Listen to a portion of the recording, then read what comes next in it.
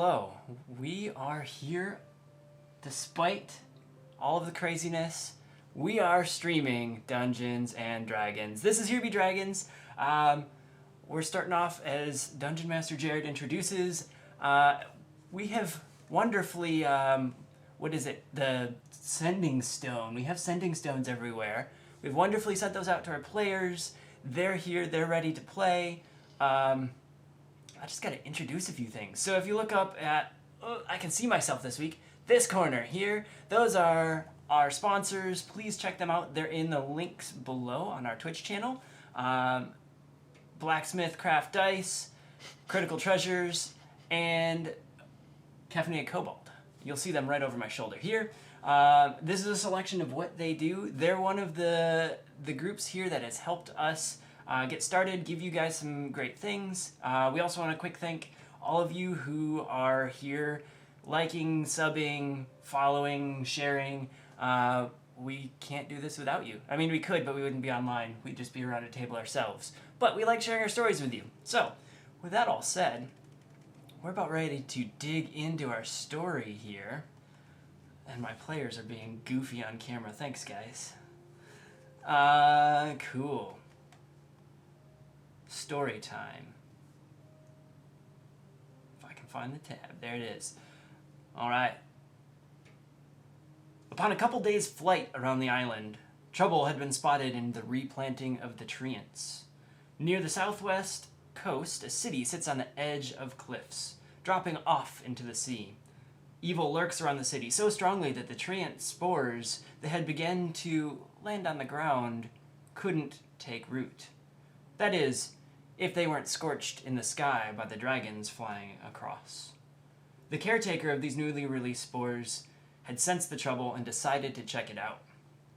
A golden streak circles low around this coastal city, dipping off the edge of the cliffs and flying just out over the ocean to survey the cliffside and the city that sits there. A small spider perched atop this golden mechanical bird hovers there, puts one spidery claw up over his eyes to block off the sun, and stares at this magnificent city. Just as he starts surveying the city, the bird lets out a low defensive chirp. The clockwork eyebrows tilt inwards in anger. The bird and his passenger continue to hover out over the water, watching the city from afar, and just as the spider settles back in to continue flying, a plume of dust and rubble hurls straight up into the air within the city center. A great bellowing echo of building, dirt, and rock echo moments later throughout both the city and across the water. Bits of the rock face crumble into the sea below, and the earth shakes a bit. A golden streak flies from out over the ocean towards this newfound danger. The bird, its spider passenger, and their mission flying quickly to the city of Standing Rock. Players, what is it that happens next?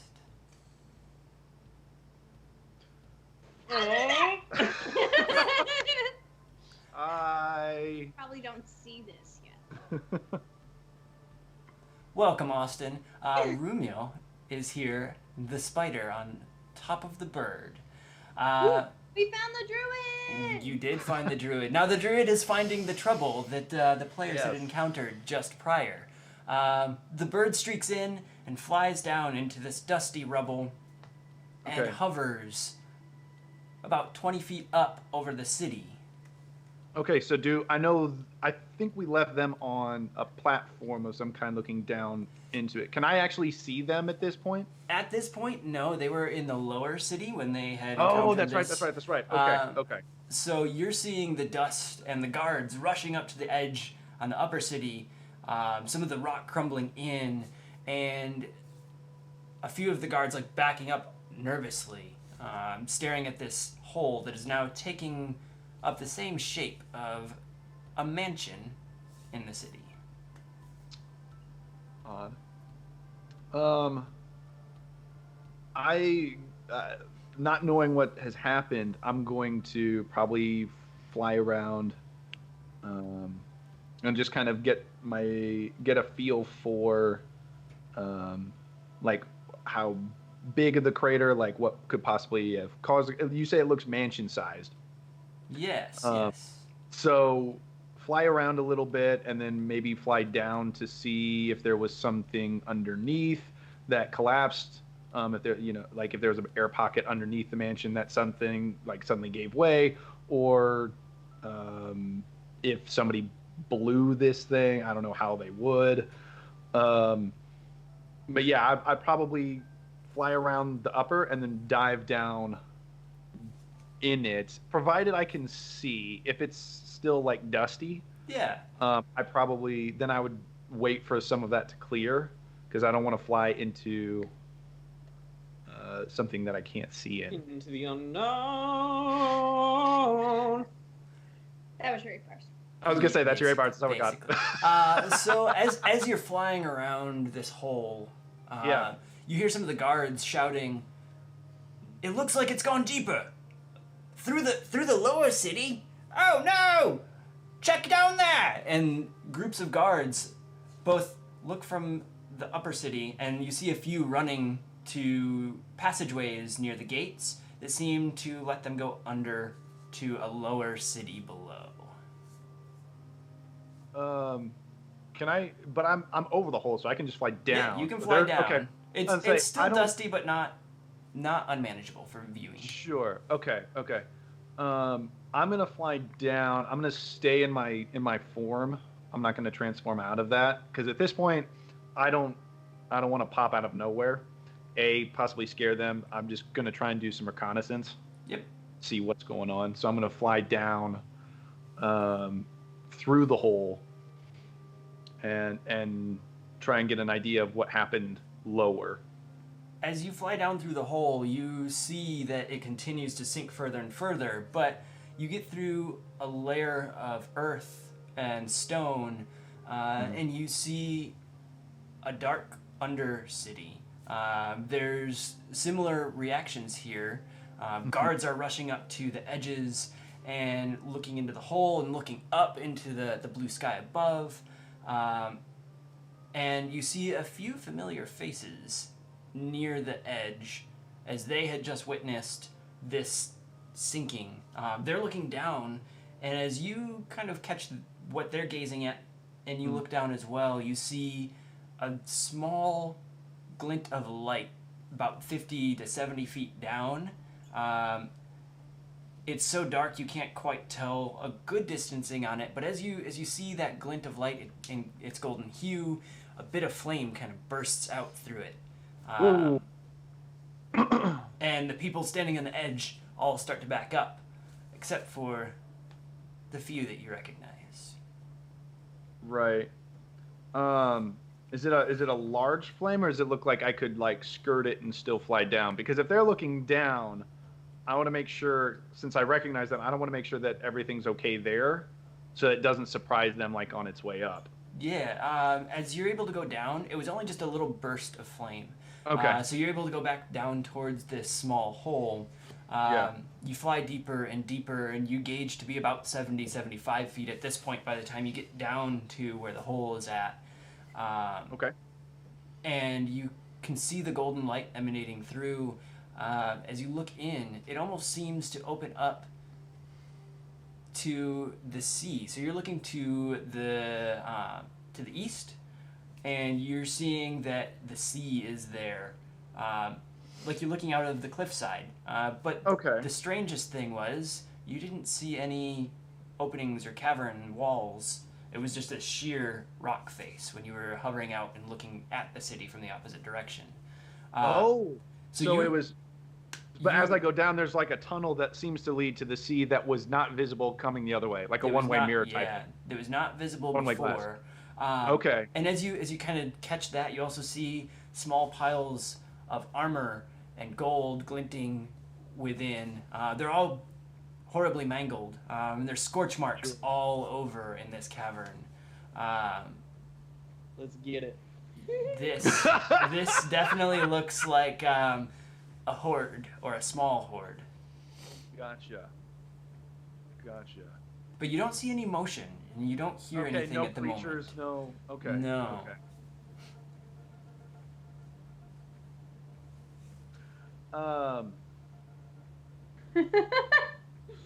Hey, POTUS.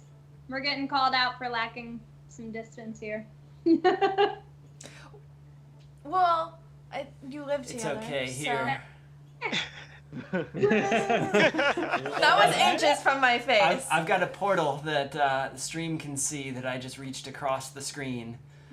So But there's, at least we're there's two maintaining sets the of illusion. players. We're maintaining the illusion of social Yeah. distance. By the way, good to see you again, POTUS. It's been a while. So, okay, well, I don't want to investigate that any further on my own. I'm going to assume that they have some sort of knowledge that I don't concerning that. I'm going to assume. I'm not You know saying what you do, assuming but I will be horribly disappointed. But I'll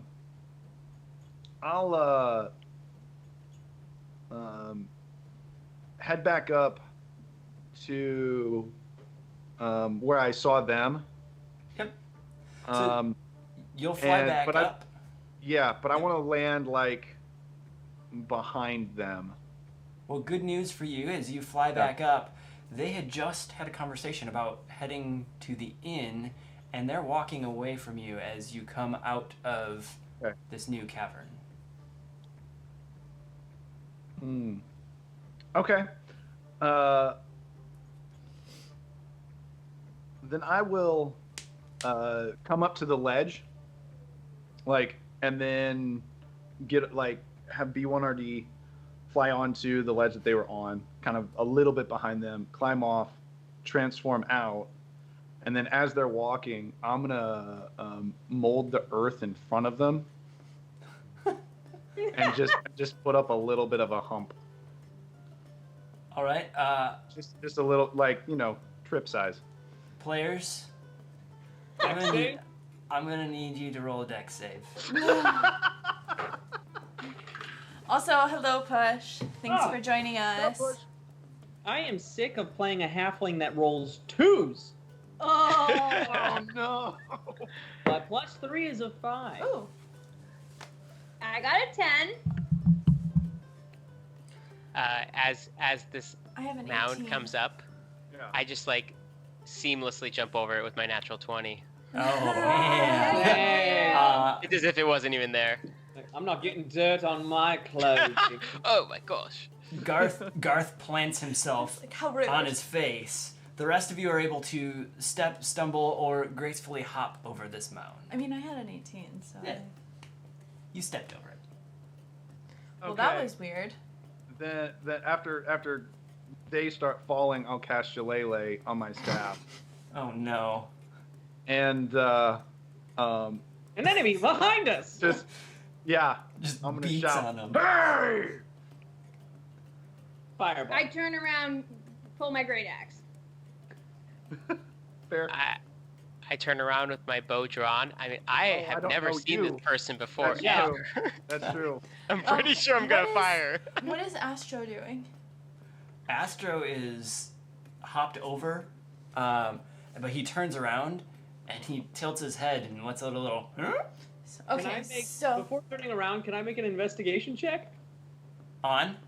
on the performance of that hay? Sure. Investigate. Do you want me to roll a performance on that? I got a soft 20. All right. You probably don't need to roll a performance on that unless you want to try to elude him further. No. It was just supposed to be a catch of attention. It wasn't supposed to be like an intimidation check. Well, you do recognize that voice there, Garth. so My satchel is kind of up over my head. I've totally fallen to the ground, but I just all of a sudden I'm like, I was gonna Romeo. say if they turn around, I'm just gonna be there smiling. There's not gonna be any sort of like I say, no intimidation. It's just hey. Disguising yourself. And Draclin, did you actually want to fire your shot? given you don't know him. No, that's fair. I'm gonna roll a He's too d6 and a confident. 1 to 3. I take the shot. A 4 to 6. I shoot it over his head because I realize they know him. Oh, it's a 4. Okay. got I'm a. just kind of I'm like letting it go as I realize that he goes, Arubiel, and then I fire it above him, like realizing that this probably doesn't somebody want to shoot. It launches up and sticks into the dirt of the cavern wall across the hole. And now that that's been resolved, we got a $5 tip Oh. Yay! What up? from 30.00. Yeah, I mean, I've never seen a That's- name like that, but I like it. rerolls to Drackland. Nice. So that's a scroll. No, $5 tip. Yes, $5 tip is a scroll. The scroll. And So, while we're grabbing that, we got it's Lucas Martinez saying a 2 for a halfling is a 4 for a medium creature. I mean, all right. So, thank you for the tip. Just as a reminder, $5 tips get a scroll, which is a random effect added to the game. $10 tips get a re-roll assigned to any player, only one per $10 tip, and a $20 tip gets a friend or foe approaches the battle. I've got a list of creatures, enemies, friends, etc. that I can bring in that will either attack you or help you in your situation. But 30, thank you for that. Oh, hey whoa! POTUS just took over. So he retook over Hype Boss. POTUS took over Hype Boss. Well, wait, he was Hype Boss before, Must so does read that count? text box labels. POTUS is now Hype Boss Wait, again. he was Hype Boss before, so does this count as a new Hype Boss, or is He this defeated his I think own just so. him restoring? Yeah. He defeated his old account. Okay, Yeah, so he's breaking his so old he gets to record. assign a nat 20. So he gets to assign a nat 20, and he gives re-rolls to Drackland, Rumiel, and it looks like It's Tink. a tink. So I guess Valari The can. pupper? Oh, it's for Astro. Astro gets a re-roll. There you go. Oh, Ashton, that's good. I like that. Aw, tink. All right. So the Okay, so I have a scroll. reroll. Let me make a note of that. Yes, the scroll here that POTUS had given us is a 5 AC bonus for 1 round of combat, and that will go to. Didn't he say, or was it Dracula? Or no? Draken gets re- said Well, Drackle was- Drackland gets a reroll, but we do have a scroll. Right. The Nat the 20 five- goes to Garth. Yeah, the nat 20 goes to Garth, and the +5 to AC for a single round goes to Drackland. So Drackland, on first Nice. round of combat, you have +5 to AC until your second turn. Okay. So, Are you Let's gonna go run track? in there Are you gonna track do something Astro's cool. reroll? yeah, do you have a pen over there? I realize I And didn't. then pray you have the beacon belt. Oh wait, who's got the beacon belt? Garth has to become. I don't. Yeah, I still do. We do. I'm wearing it. Yeah. All I don't right. have it. Okay, I just have a so belt, too. so Astro has his head tilted, looking at Rumail. I heard hey, so I'm probably gonna turn around. Garth has his bag on his head, and Draklin just shot at Rumail. Drackland fired, but he kind of lifted and shot up and over as he Yeah, realized as I this do that, I'd is- be like, oh, do you know this man? Draklin, that's Rumail! Stop! That means nothing to me. he's our friend. Stop! I'm gonna go give him a big old hug. Cause in this world you can. Aww. Oh, the loves. At that point, the puppers is stalking cautiously behind Valari. Oh, and Fur you are fluff. a drow, yes? I am. Rumail, I have a dog. I want to pay a little attention to that dog because as a druid, I want to like, and this is a blink dog, isn't it? Yeah. Yep. So this is something that's kind of new-ish. So I do want to spend a little bit of time with the dog. He's a puppy Um, still. But at the same time, seeing that our new companion is also of elven stature or race, we'll go with that. Drow. Yes, he's a drow, but variant of an elf. Okay. And clearly has no idea who I am. I don't know why nobody told him that I existed. These people We've have known mentioned him for nothing like a of day. a friend named Rubiel. Right? What the heck?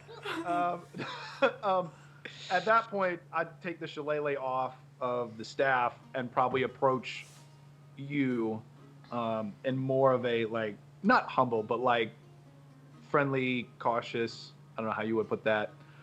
And say, my apologies, sir. I have been on adventures with the rest of your party here, but I do not believe that we are acquainted. Again, sorry for the disturbance, but who might you be, and how did you come across this wily band of miscreants here? Oh, apologies for my shot. I only noticed at the last second to pull it off. My name is Lord Drackland, Lord Oh. Emery Drackland.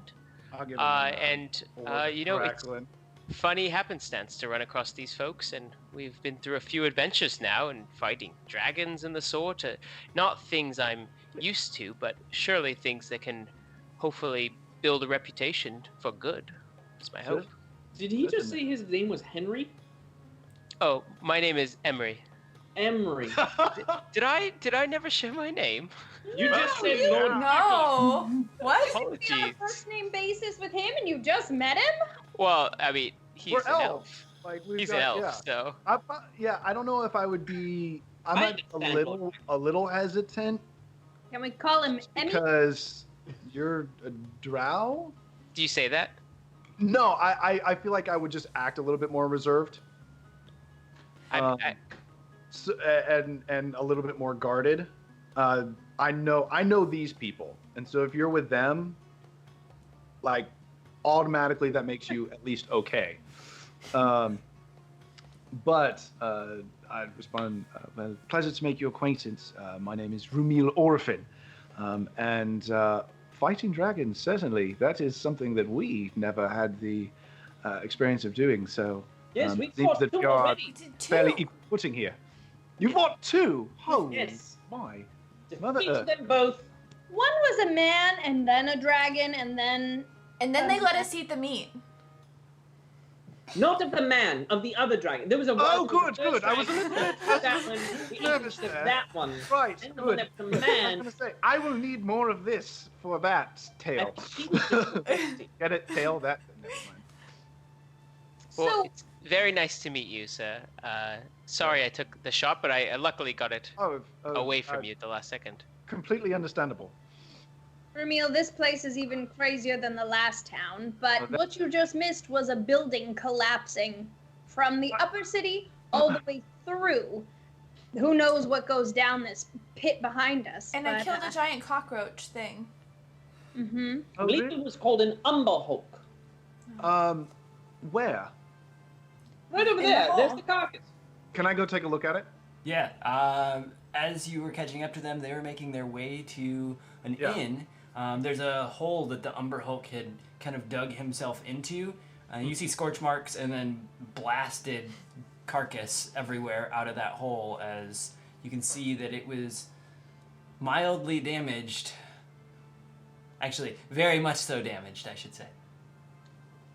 Is I don't know. I'm trying to think if in his experience he would have seen anything like that before, but I think go check it out.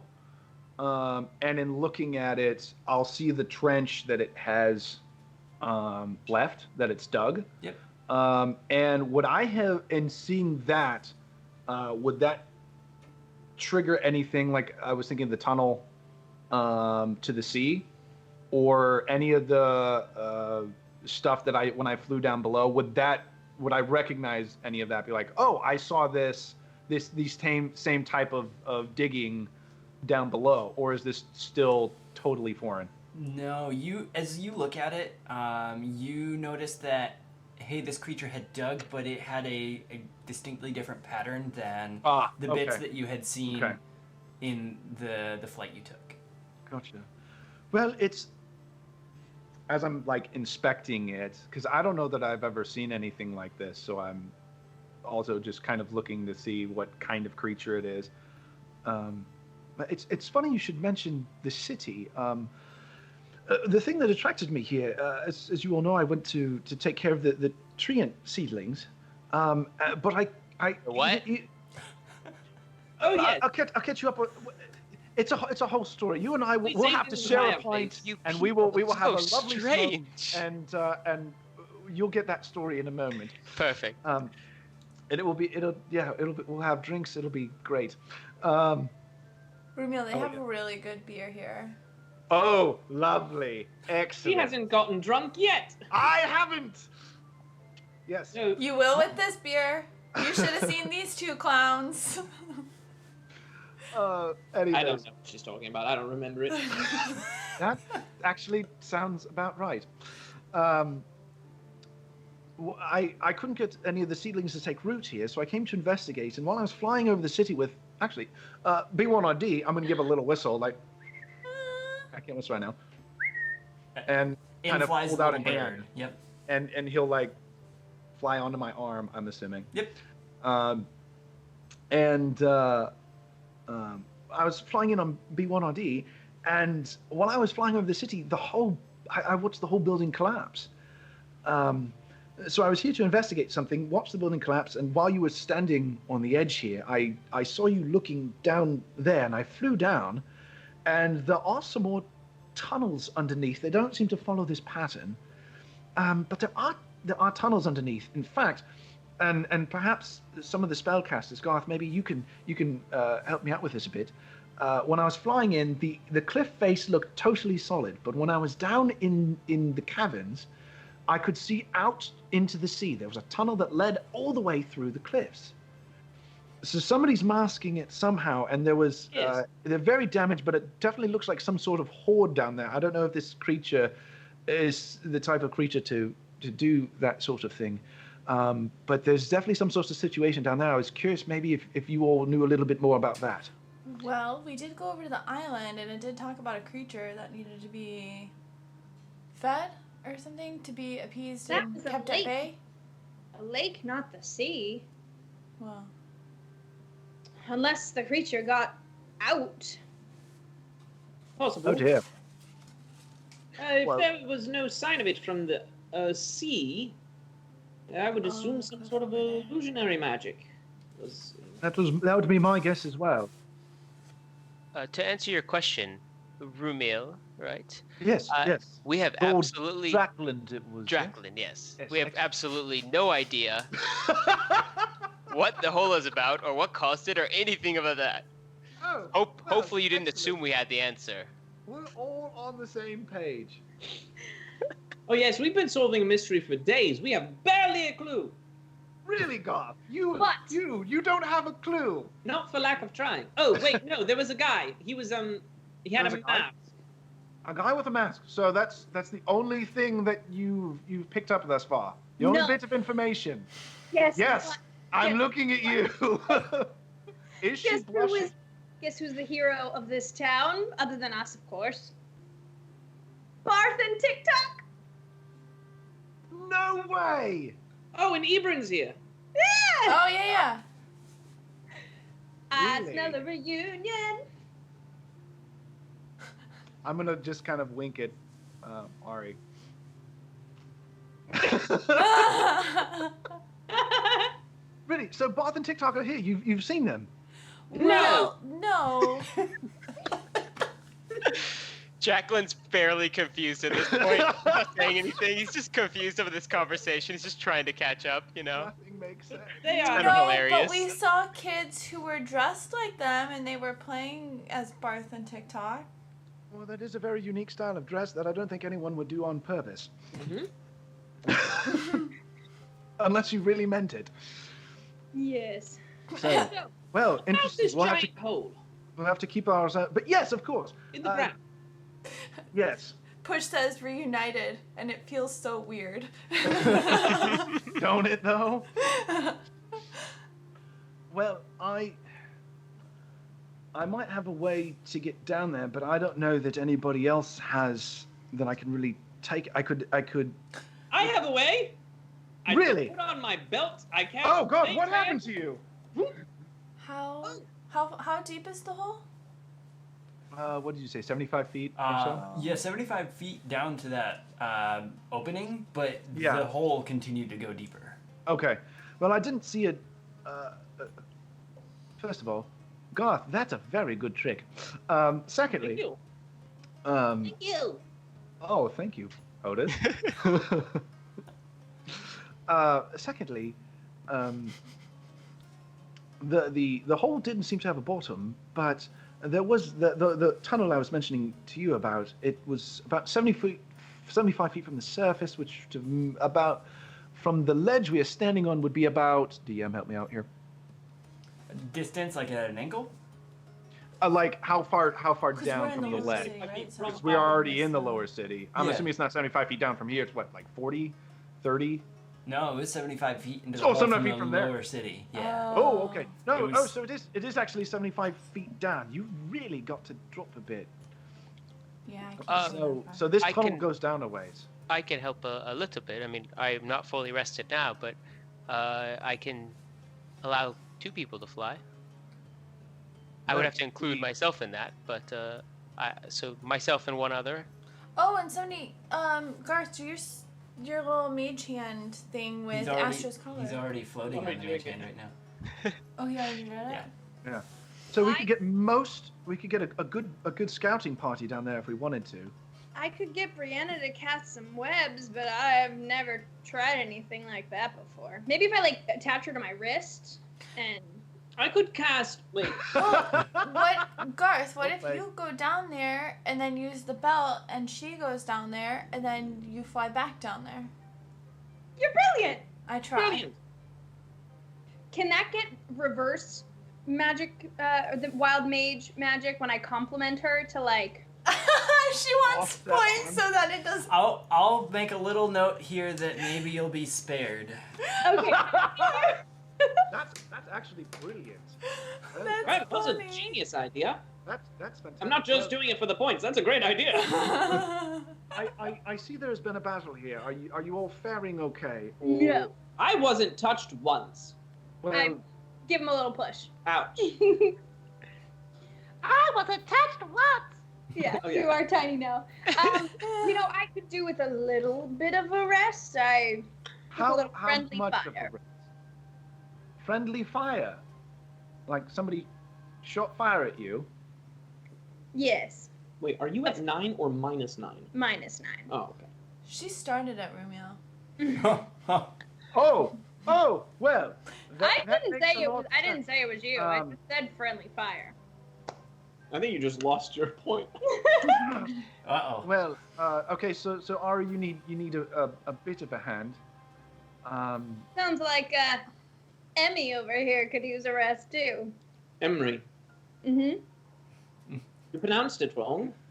You, Oh, it was deliberate. Lord Draklin, you need. Oh yes.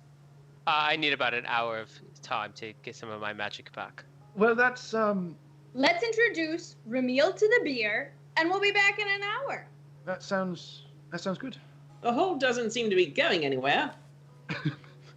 I would be very scared if it moved. Well, I guess it is technically going down. Listen, a Yes. house moved with us in it. I would not be surprised if. That is bad. Draklin is so lost. We'll Just start go back walking to the inn. Bracklin, all about Let's go. what we've Yeah, been up to. Yeah. We can During recount a the rest. tales of Kath on our way. Okay. So, back to the inn. Back to the inn, it looks. to the inn. I'm gonna get some As healing. as you're all walking back to the inn, the small puppers is dragging a insectoid arm piece from the Yes. exploded creature, and he's wagging his tail like he wants to go stash this somewhere. It's much too big for him to pick up and walk, so he's just kind of like slowly backing up and looking over his shoulder to see that you guys are nearby. Astro, leave it. We'll get you something else. He licks his lips and looks at the inn and puts his nose up in the air and rushes inside. Thank goodness that worked. As you walk into the inn, It's fairly quiet. There's a few dirty tables. It seems like a bunch of people left here in a hurry in the resulting battle and sinking of the city. Oh yes, where is that? There are scorch marks everywhere from also a fireball that had exploded in the doorwell. I guess that was a thing too, wasn't it? Yeah, it was. And The then poor innkeep. the innkeep is standing behind the bar and kind of puts his head down and shakes it as the group walks in. Is he okay? Like, does he look tattered? He looks tattered. All right. I'm gonna take a look at him, and kind of glance at the group and back at him, and really quick, just kind of like take a pause, do a couple of motions, and a little beam of light is gonna come above him. I think that's how that works, and we're gonna use a Balm of the Summer Court. All right. And give him I'll let you decide, because I don't know what his hit points are at, but I'm going to give him a D6 Perfect. of healing. If I'm nearby it, is it contagious? Huh. Well, if you needed some, I could. But you were like, I'm going to go rest. So I'm like, I'm too shy. well, okay. The healer won't heal you then. You see that he gets an overwhelming, like, relaxed peacefulness about him and kind of looks up and looks around and then at you, Rumel, and nods his head. He motions you over and thanks you. Thank you for that little burst of energy in life. The party you're traveling with is they're a bit rough. Oh yes, I'm well aware. I do. We've had some adventures together in the past. Now I saw the hole and the ruins that seem to have occurred, and it looks like you were a bit of a part of that. So I wanted to give some aid where it was needed.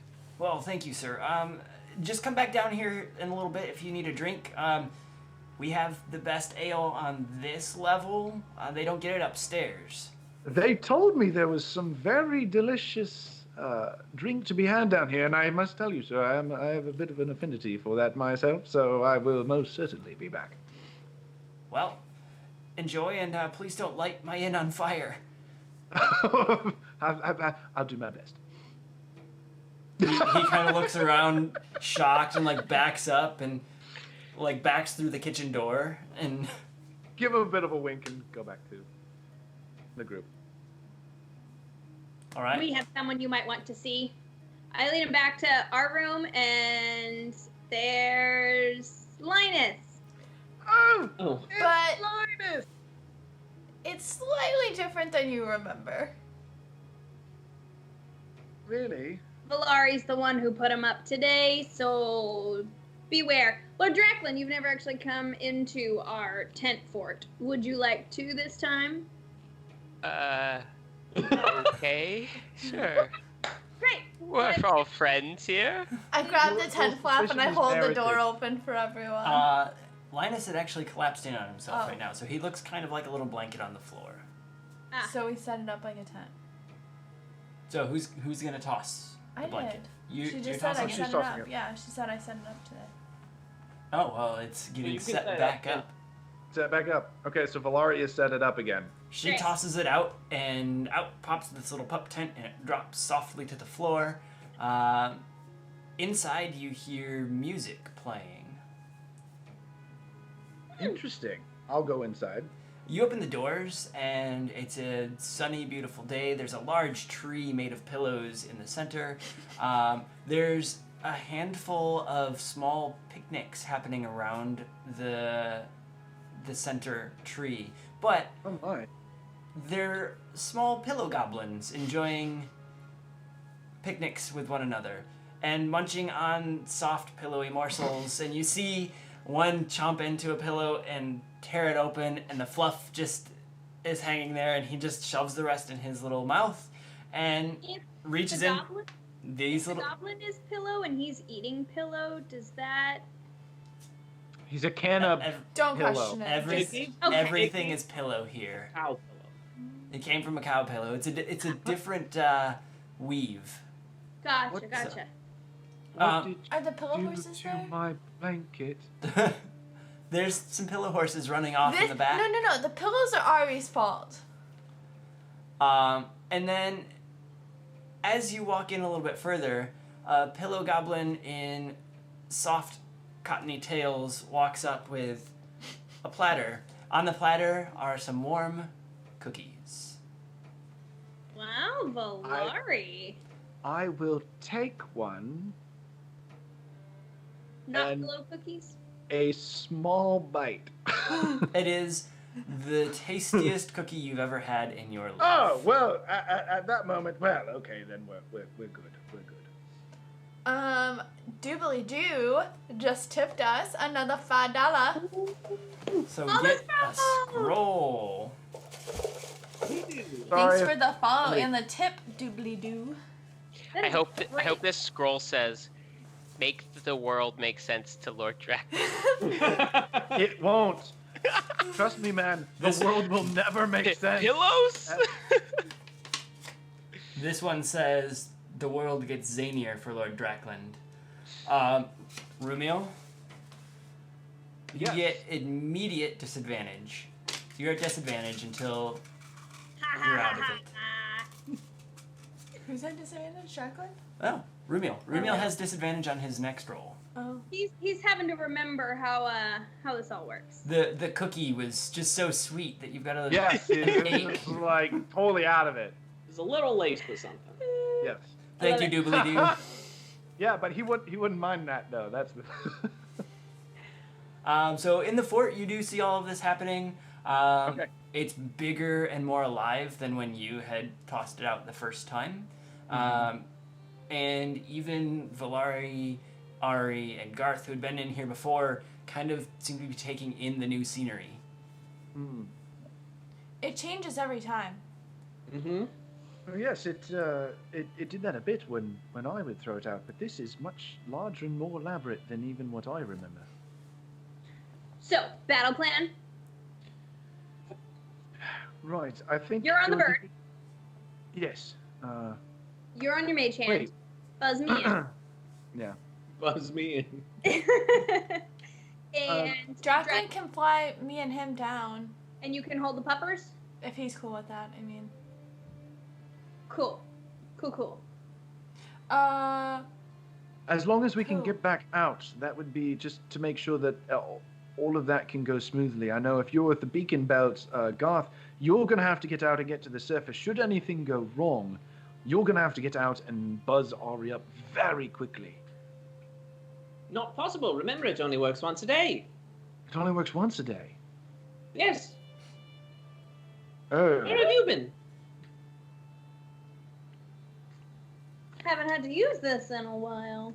So, my new friends, I just realized that I cannot fly multiple people at the same time. I have to concentrate on it. Funny how that works. So I could give one person fly if they go to a new place, and then once they're Drop good, it, but then you have to recast it. I could do it again. But if there's nowhere we're flying to down there, then we're a bit out of luck. Right. What if we just tied two ropes together? I do have a rope that cannot be cut. Healing rope, but it's only 50 feet. Yes, that's why I said tie two together. That's why you tie two together. I also have a spider. What's you thinking, Garth? Well, in that case, if we're going to use the ropes, though, then I'll need the collar back for Astro. Because But he is- can't climb down a rope. Mm-hmm. Is the hole below the ledge, or was it like on a different? Because I'm assuming there's the hole, and they were on a ledge. Is the hole like below them, or is it like out and down, The hole like is, further around the circle? Yeah, so the hole is bore straight down. Right, okay, where the they tunnel. Yeah, the tunnel is born straight down. They were looking somewhat to the north. They approached it from the south side. They were looking to the north. They approached it from And the looked south, okay. down into their right is where the hole would be. But we Okay, just need to go to the right part of the hole. right. Okay, as long as that ledge continues around. Yeah, it does continue around. There appears to have been streets that have gone off either side. On the north side there, that's towards the Taylor. Okay. I have an idea. Yeah. Touche.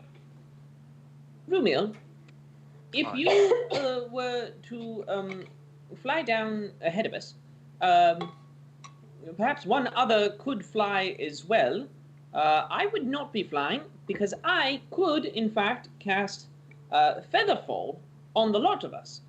Our descent would slow, and with any luck, we could just, if all held onto a rope, as we reached that point, someone could just tug us in. Interesting. So, Rumiel, we tie a The rope. DM is The smiling. DM, this is evil.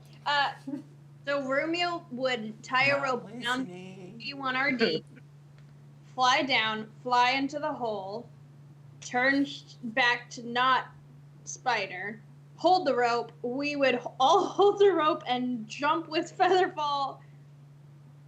And I would start That's right. pulling, essentially. Let us say, I mean, if Rumiel and Lord Draken were the ones, because Rumiel, I do not. I guess it's also such that you would be using yet one of your other transformations for the day, if that is what you want to be doing.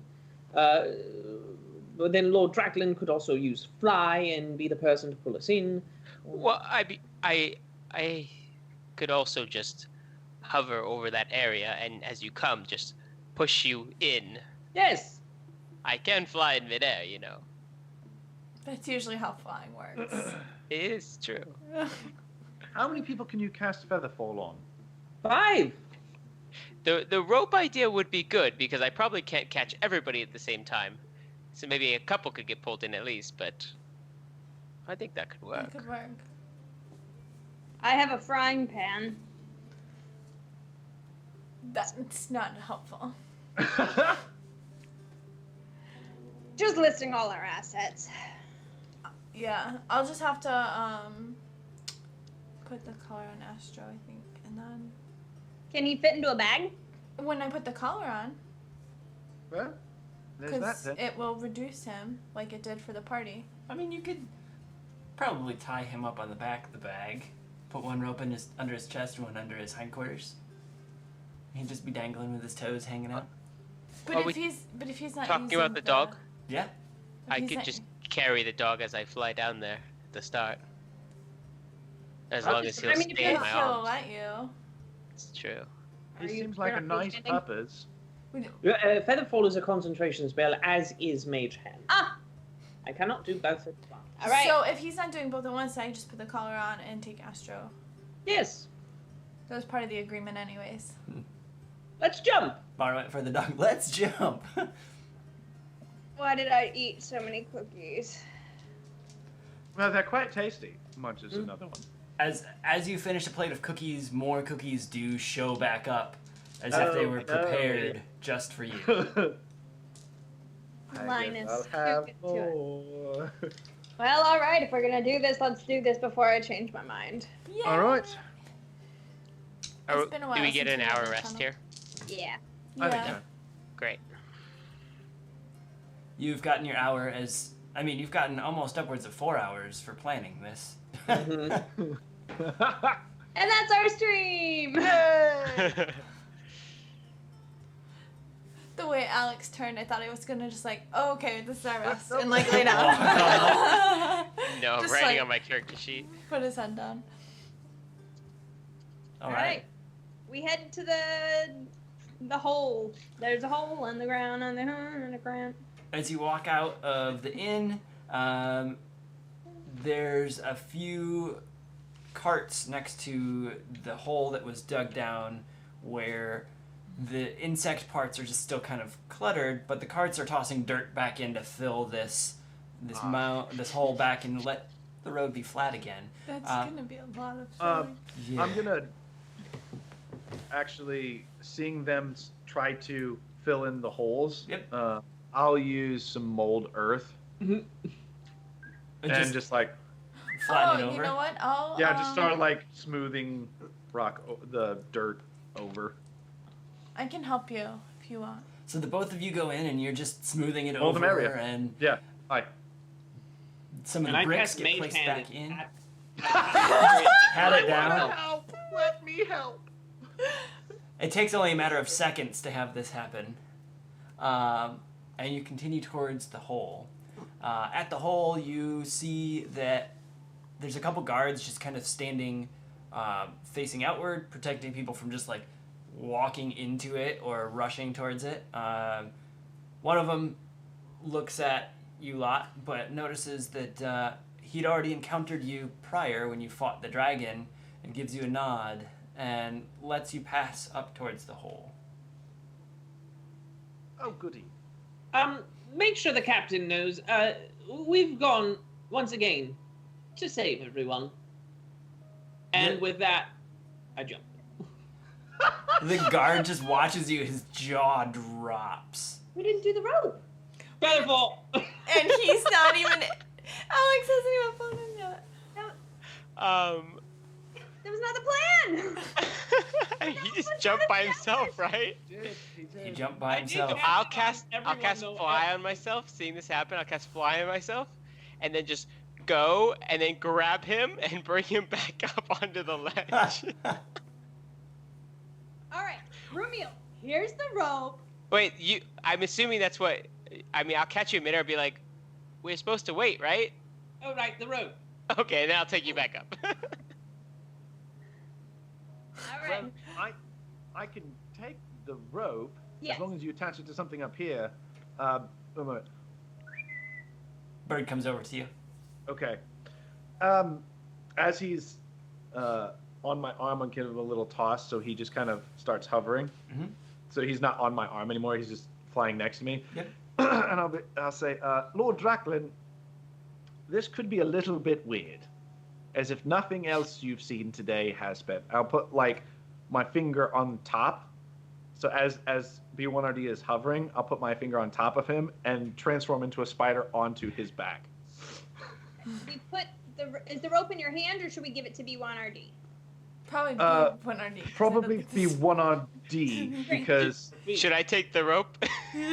no, because I I couldn't take the rope I as a tied spider. the It'd rope either be B1RD. yes. You guys can fly.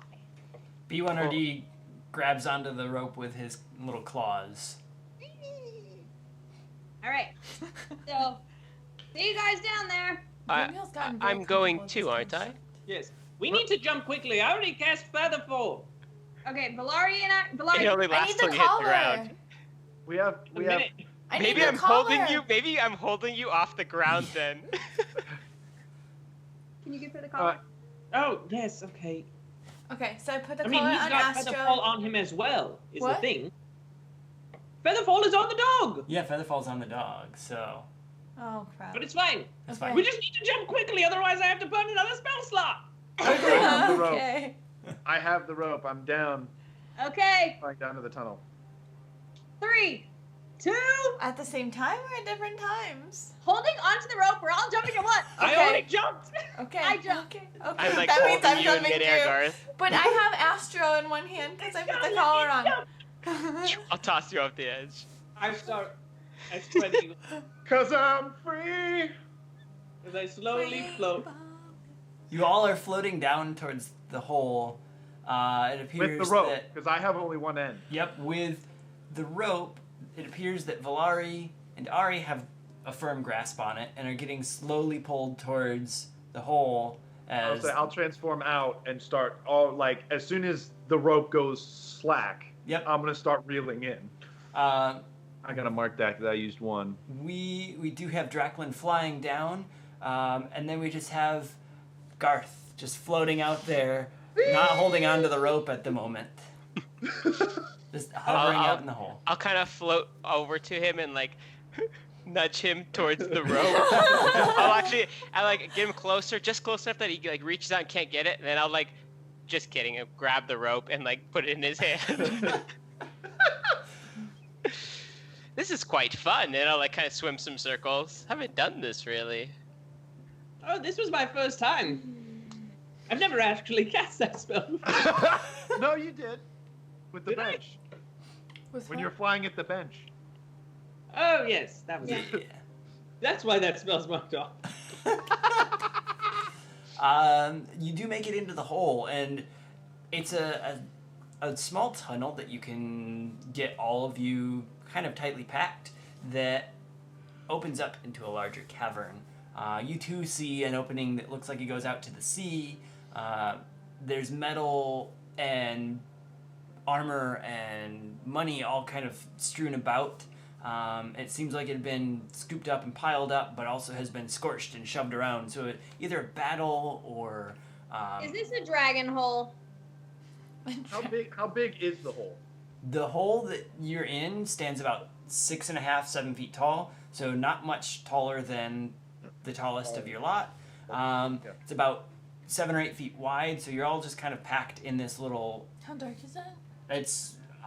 You're getting light coming out from like the opening in the sea, so you've got light coming towards you, so it's fairly dark right now, but it gets a little brighter into the cave. Okay, fine. I'll conjure a flame in my hand Oh, Right.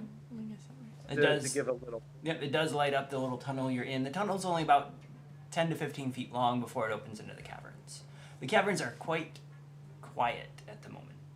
I conjure my great axe into my hand and walk to the front. I'm gonna tell everybody this looks oddly dragonish to me. From having slayed one, I know. Follow me. She kills one dragon and suddenly she knows all about dragons. I ignore her and walk towards the cavern. I took Astra's collar off. All right. So Astra's full size, collar's back in Garth's hands.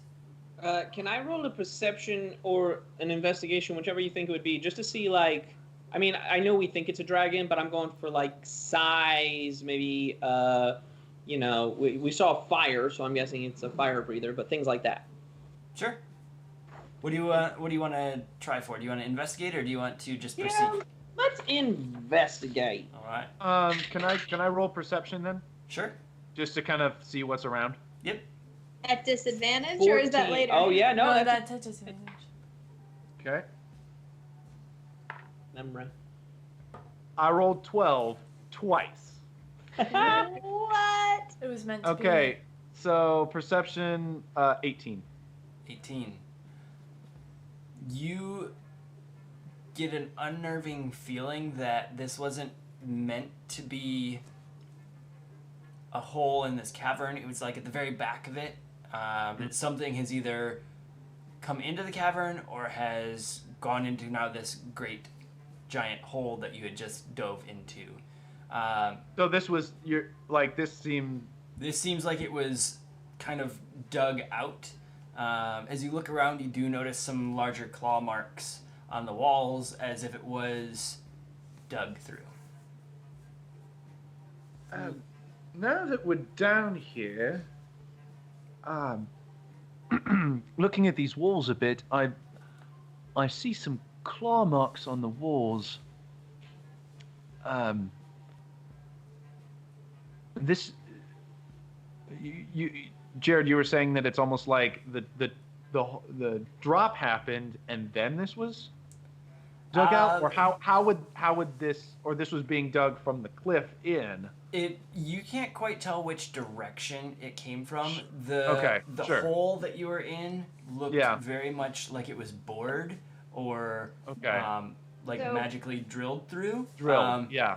But not This is like, this is clawed. yeah, this is clawed. How Alright. tall is this chamber we're in? The chamber Like currently 6 is about 7 feet tall, but as you enter into the Yeah. cavern, it's Yeah. about 20, 30 feet tall. Okay, I'll just fly up to the roof and just see if I see anything, any markings or like claw marks up there, anything like that. As you fly up to the top of the cavern, you notice that it kind of weaves a little bit. There's some alcoves that go back in. You seem to be in like a back pocket of an alcove, and there's a few more alcoves that lead up towards the front. And as you get up to the ceiling, you hear an echo from further up, almost as if it was a chanting. Ooh, okay, I'll fly back down and in a quiet voice tell that to the group. Some sort of. So we have claws and chanting. Would I know where we are in relation to the city at this point? Yeah, if you look at your map, you're just east of the mansion that you were at the party at, but you are far underground. So the mansion is to the north there. Very interesting. Chant. I have heard of cultists worshipping like a dragon or something like that. Now we've got claw marks here. I don't know that 6-7 feet would be enough for a dragon, though perhaps you all can speak to that matter a little bit better. Though this larger room could potentially house something. We could be dealing with something very big and very scary. Indeed, we could.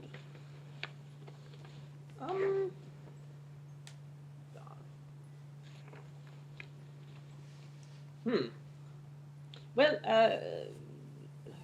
I do think that we could, we should continue toward these chanting voices, because right now the mystery that belies us is what caused the house to fall in. And if there is chanting, then there are intelligent creatures which could be the source of it. Chanting magic, it could be.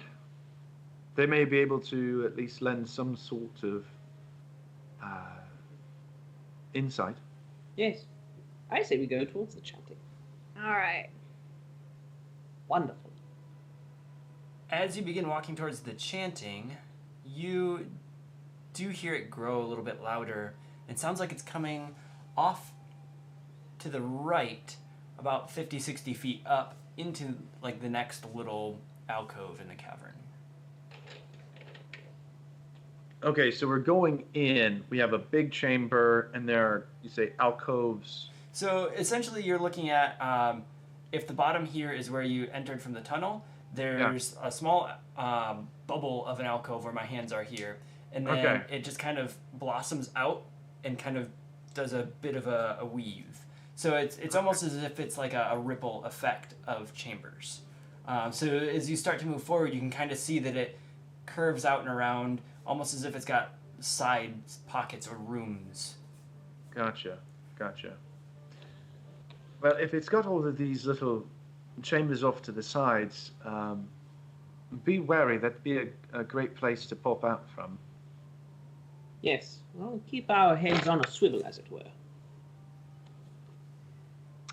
Hello there, Chris Hansen. Thank you for joining in. Lord Drackland, do you have any familiarity with this city? I'm not exactly sure where the party met you. If you might be able to offer some thoughts on this. I'd only been here for a week or two. I had not been here very long, so I know not much more than the rest of you, unfortunately. Coming from, pardon my if this is inappropriate, being a drow, and from a bit of, I'm assuming an undercity, would this follow any sort of pattern that you recognize? Now, Jared, I'm not actually from an undercity, right? In your backstory, no, I don't think so. Okay, so I'll say, I'm actually, it's not a problem, common mistake, but I'm not actually from an undercity. That's a different folk from my family. Of course, my family's in a castle above ground, as you would see. Well, my apologies. Being from a different plane, this is all very different. Guess we'll have to ask the chanters ourselves then. Sounds good. Ari's looking for a fight. As Ari's in the lead. As always. Oh, yeah.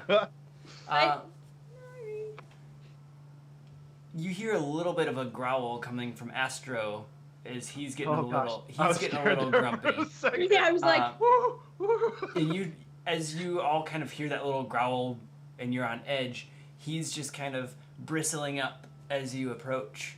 He's a little wary of what's going on, but you edge around this wall into the next alcove in the cavern. What you see ahead of you is a pile of mounded metal made from bent up armor. There's very little gold in this one, as some of the other piles had. This pile doesn't appear to be scorched, as the others you'd seen were scorched or melted. But this one seems to be deliberately piled up. On top of that, you see a man with scales growing on him, and he is increasing in size. And around that are 3 cultists, fully robed, bent over, hands outstretched, and chanting. And you see from their hands different colors of magical twirl, almost as if each is contributing a different elemental aspect to this transformation of the man. And as the colors collide, it turns into a very bright sphere around this man that's transforming. And it's not a smooth transformation either. You see him kind of get a little bit bigger and then shake a little bit and shrink back, and these mages are having trouble really harnessing the growth of this creature that they're making.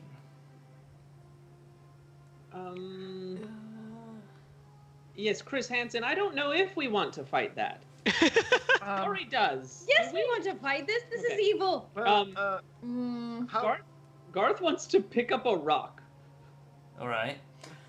and oh, throw it at one of the chanting people doing magic. Are you only Because it- throwing or are you catapulting? No, I don't have. I'm running out of spell slots. So he's gonna throw it because in his brain he can break the concentration of someone casting magic, and hopefully slow whatever this process is. As you pick up a rock and get ready to heave it, they're about 30 feet out, so I'm going to need you to make a strength check for me. Strength check. Oh, that's not I hope he fails it. a pebble. A halfling. wow. I mean, you don't. There goes that guy. I mean, it's a ranged weapon. It's not dexterity. We just finished watching through Two Towers. I think this is I'll it. let you roll dexterity, but You're too nice. It's a ranged. it's a -3. What? No. Then I'll roll strength, which is a -1. And I'm gonna use. No, wait. Lucky. Okay. That's a leaner. Okay. 16. 16. You hurl the rock with all of your might, and it flies towards the chanting robed person closest to you, and it hits the back of the shin, or what you'd expect, and so it makes a thwap as it hits. I know. I was Okay. just thinking Now- that. I was. Sorry, I was looking down and seeing my shin. Yes, so it hits the calf. You went through the calf all the way to the back of the Yep, shin. you hurled it so deeply. In the back. No, but it hits the back of the robe and the calf, and you hear a thwop as it kind of hits, and you see a stutter in the casting, and you see the hands on this mage kind of shake a little bit, and the bright blue beam that he had changes to a bunch of colors and turns into a wavy line, and as it hits the bubble around the man, that bubble explodes and sends a shockwave right back at that mage, Whoa. and he gets knocked back onto his butt. All of the other 2 beams coming in dissipate.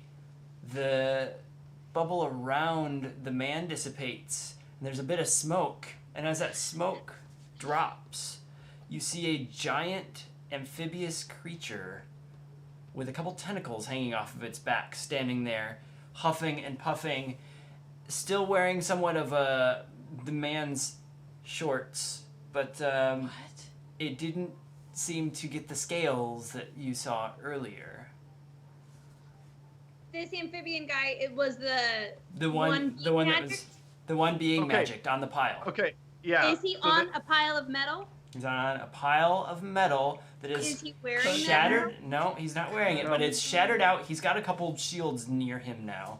And some of the debris as the explosion happened had slid. So he's getting like a minefield of metal. Cooking book. Okay. He's not wearing it, so. Not But wearing it. whatever effect they were trying to magic onto him has now kind of dissipated. Yes, and it looks like it Okay. kind of didn't go as planned. Well, now hold Right. up. Chris Hansen is saying that this was a badly thrown rock. It was a 16. Okay. Now I think that's a perfectly finely thrown rock Pebble. thing. Meshin. Bam Bam. Pebble went Bam Bam. Just to go with what Uh-oh. I don't know. Oh. Oh, that's fun. Oh, it's that big. it's a big dude. Yikes. Okay, see. That looks like something Well- from Monsters Inc. And thank you, Chris. Thanks. Thank you. It was fun. That's big. It's a big, giant frog-like creature with a bunch of I tentacles. mean, he's a frog, and we fought dragons. At this Yes. point, So. at this point, Oh boy. there is a gurgly rumble coming from the frog in the center. The two mages behind, kind of off to the back, turn and look at you lot, and the one that was knocked flat on his butt stands up and turns, and then puts his hands together, and you see No. sparks coming between his fingers. Okay. Whoops.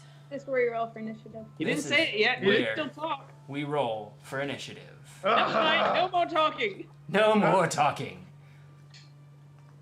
Dice. I always have crap initials. No, that's all right. I can't see over there.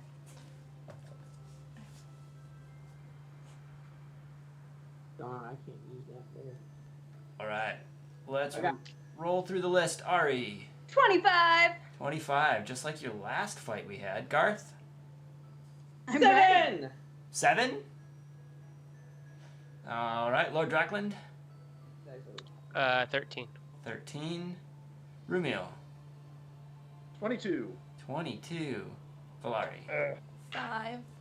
just like the last battle we had. Every initiative roll, I roll lower than a 10. How? I rolled a Astro. 7. I was like, I'll be last, I guess.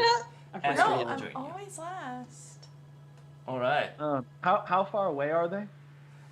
They're about 40 feet out. The one that had fallen down is about 30-ish, so he's within range of the group. Okay. The giant frog creature is about 40, 45 feet out. Okay. So essentially, the giant frog creature's in the center. You have 2 in the back, 1 in front Right, that was knocked okay. down, and you are coming down at it. Alrighty. We ready for this? Oh, No. yeah. But let's do it. So I can't get to anybody on one move. Well, You could potentially. You were near the front. Yeah. Garth is near the front next to you. Yeah. You are. you're 30 feet from the one cultist. Beautiful. Okay. Yeah.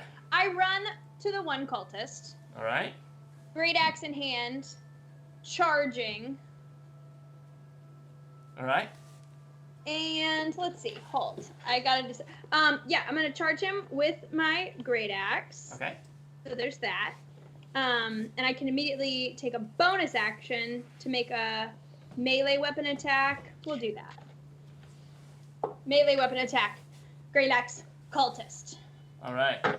Chris Hansen is saying that you should probably kiss the giant frog thing and see if it turns into a giant demon prince. The princess should do it, right? Yeah, Well, there's that's 2 how it princesses. I can't get there that fast, so he'll have to wait. That's gonna be a 19. A 19. Hits. Cool.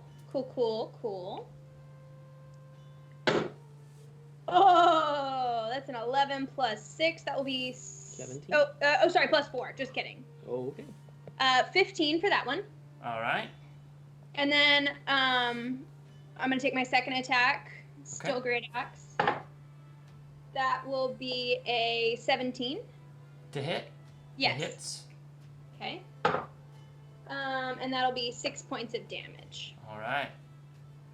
So you swing twice, and you're able to... Oh, no, sorry. Add 5 points of damage because of my charge. All right, adding 5 points of damage. You charge in, throw a shoulder, swing twice into this guy, and you tatter up his robes. And you see his robes are bloodied. Oh, yeah. Okay, so question of clarification. Yep. With my feat of charging, it says when I take the dash action, I can make a bonus attack with the melee, but my normal attack, I get 2 hits. Mm-hmm. So you would either take a dash action and then do a hit, meaning you can go up to 60 feet and then hit, Gotcha, you would run in and then hit twice. Cool. Mhm. Making sure I'm using that correctly. All right. So was that 5 part of your normal, or is that part of your dash? That was part of the charger. Part of the charger. All right. Cool. Yes. You have to move what? More than 10 feet for that one? Yep, 10 feet, which I did. Perfect. Alrighty. As you see Ari rush in, Rumiel, it is your turn. Yep. Just hit her with the area of effect stuff. It's okay. Fog cloud. Oh, I was thinking about it. Don't I was you thinking do it. about it. Well, I had something, but I was hoping with a 22 I would be at the top of the order. She's Sorry. fine. She's got the hit points. Not for that. Hey, Shadow You're Wheels the is healer. here. You can heal her. More spell slots. All right. Well, I wasn't planning on using this quite this early, but I will, with my staff out, I'll cast Shillelagh on my staff as my bonus action, All right. and pointing it to the group. I'm just gonna try and cause a little mayhem here. Okay. Give them some targets. We're gonna throw 8 wolves in the middle of the group. 8 wolves in the middle of the group. And Shadow Reels is here. Hello, Shadow Reels. I said it a minute ago, but everybody was talking, so nobody heard it. Yes, hello, Shadow Reels. All right.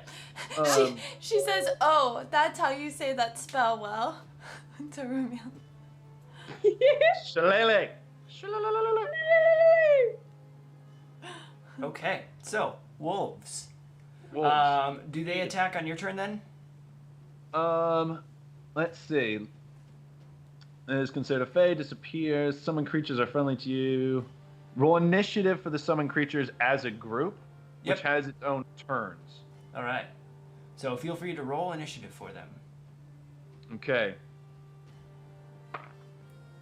Let me double check what the wolf. I thought I had it there. I do not. I want to say it's a +3. The I wolf dexterity is Is a it plus 3 2. or 4? Oh, is it 2? Okay, so they will be at 13 if it's a +2. All right. La la la la. Shalom. And La, la, I la. will shout attack. Okay, cool. So the wolves appear out of thin air as Yes. a group of fey creatures, and they hear you shout attack. Yes. They will go when it's their turn then. Yep. Which side did you want to put them on? Right around the center? What's your range for it? It's a 120-foot range, so Alright. I was thinking that Ari has the one dude in front of her, and she can probably handle him. So I'm kind of casting behind her, more Alright. along the lines of the big dude and the 2 other cultists. All right, cool. So I will put them kind of near the big frog-like The creature. Frog Prince. Correct. Perfect. The mage off to the right sees the wolves pop up and then sees the group and decides he's going to try to pick off a couple wolves that are now snarling ferociously in this pack. So, he will fire... Oh, I thought I had that one on this guy. Oh, darn. He'll just fire magic missile. We can just to make it easy, we'll just go with stock HP on those wolves. All right? I don't want to roll all that nonsense. There'll be... So 11. 11's perfect. Yep. And so you have 8 of them there, right?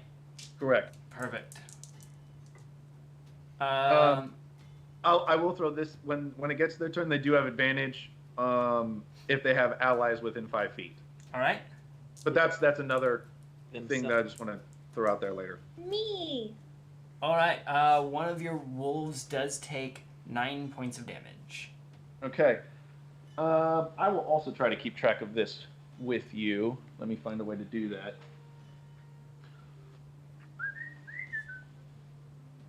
Okay.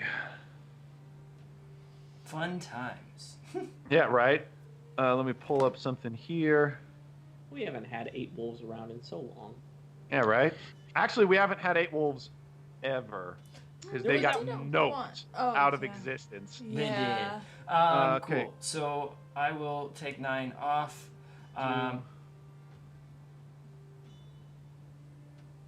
While they're doing that math, yes, Shadow Rails, this is our stone fireplace coming at you live from our apartment.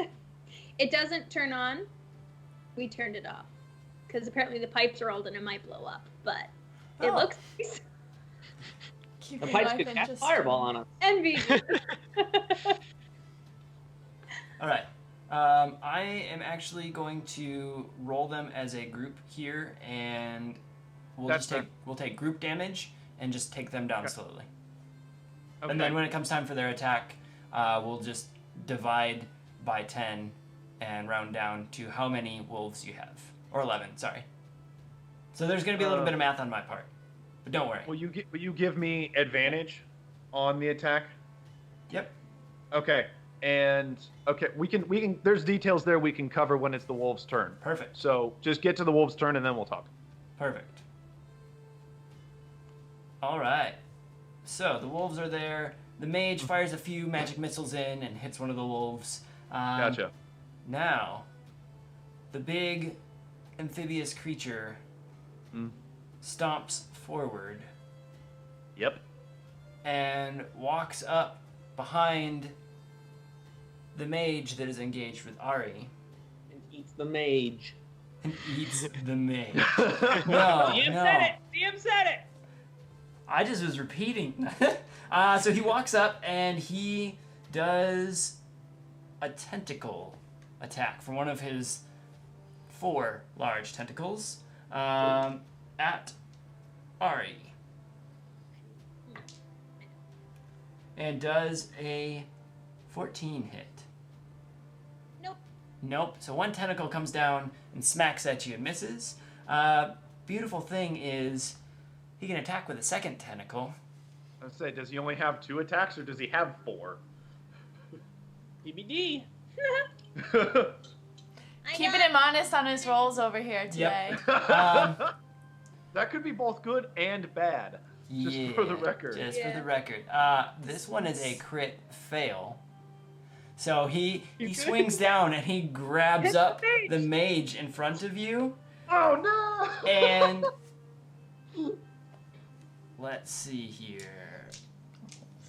Gotta find my right damage die. That D20, isn't it? Ends up crushing the mage in the tentacle. Said it. No, not a repeat. And you hear a crack of bones. And then he throws the mage across the cavern. Oh. Personally, as a player, I'm really Back it up, back it up, back it up. Because I know that Jared has a D20 from last week. For the last He has a nat 20. That has to be used against Garth. Oh, yes, it does, doesn't it? Yeah, that was a stipulation that was put on it. The creature then takes a step back And Shame. no, he takes a look at the group and then looks down at the dogs next to him, or the wolves next to him. Double checking here. All right. And he lets out a gurgly ribbit at them. Ew. Ew. Oh, great. It is now the other mage's turn. Wait. I think you need to make that sound again. Nope. Do it. Nope. That was a one-time thing. One-time thing. Earlier it didn't happen. This other mage runs up next to this behemoth next to him and kind of gives a weird look as he's trying to take in what he just created. And then he looks at the group and at Ari at the front. And he casts... He ribbit too? No, he doesn't. He doesn't ribbit. He casts Firebolt at you. Ooh. Cool. And it is a soft 20. Yeah, that's gonna hit. That's gonna hit. So you will take 1d10. I mean, depends how soft. Like a pillow fort soft. Oh, they were fun! You take 10 points of fire damage. Ouchie. Okay. Yeah, that hurts. Alright.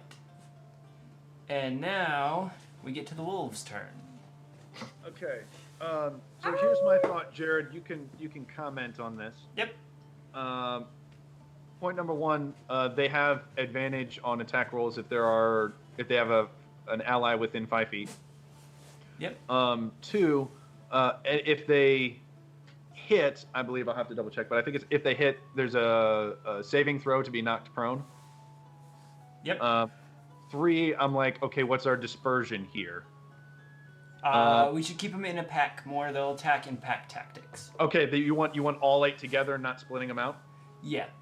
Usually for this type of creature, they thrive off of Okay. pack tactics, so they're jumping in and over and around each other. Okay, all on one target. We're not splitting Yeah. targets at all. Okay. Yeah, Okay. that'd be best. And we can do a few rolls Totally. on it. Totally. All right. So they're right up next to this frog creature. There is a mage Yeah. behind them, and they can't really get a good look at the mage on the other side of the frog creature. Okay. They will follow my commands. Yep. I said attack. As the DM, I feel like I now need to turn it over to you with what they do because I am not technically in control of them. They're friendly to me, Yep. obviously, but I cannot control them. So I will leave it to you what direction they go. Yep. They will actually go at the frog creature because he's Which right makes there. sense because it's huge. Yep. And he ribbited at them. Yeah. Yes. Alrighty. So Okay, so this is attacking the ribbit. Yep. All right, at advantage. I'm gonna use that reroll. Oh wow. Nathan just stopped me from singing. 5. The dogs That's clamor. 3 rolls. Oh, the I dogs had a 2 clamor. and a 5. There are 8 dogs.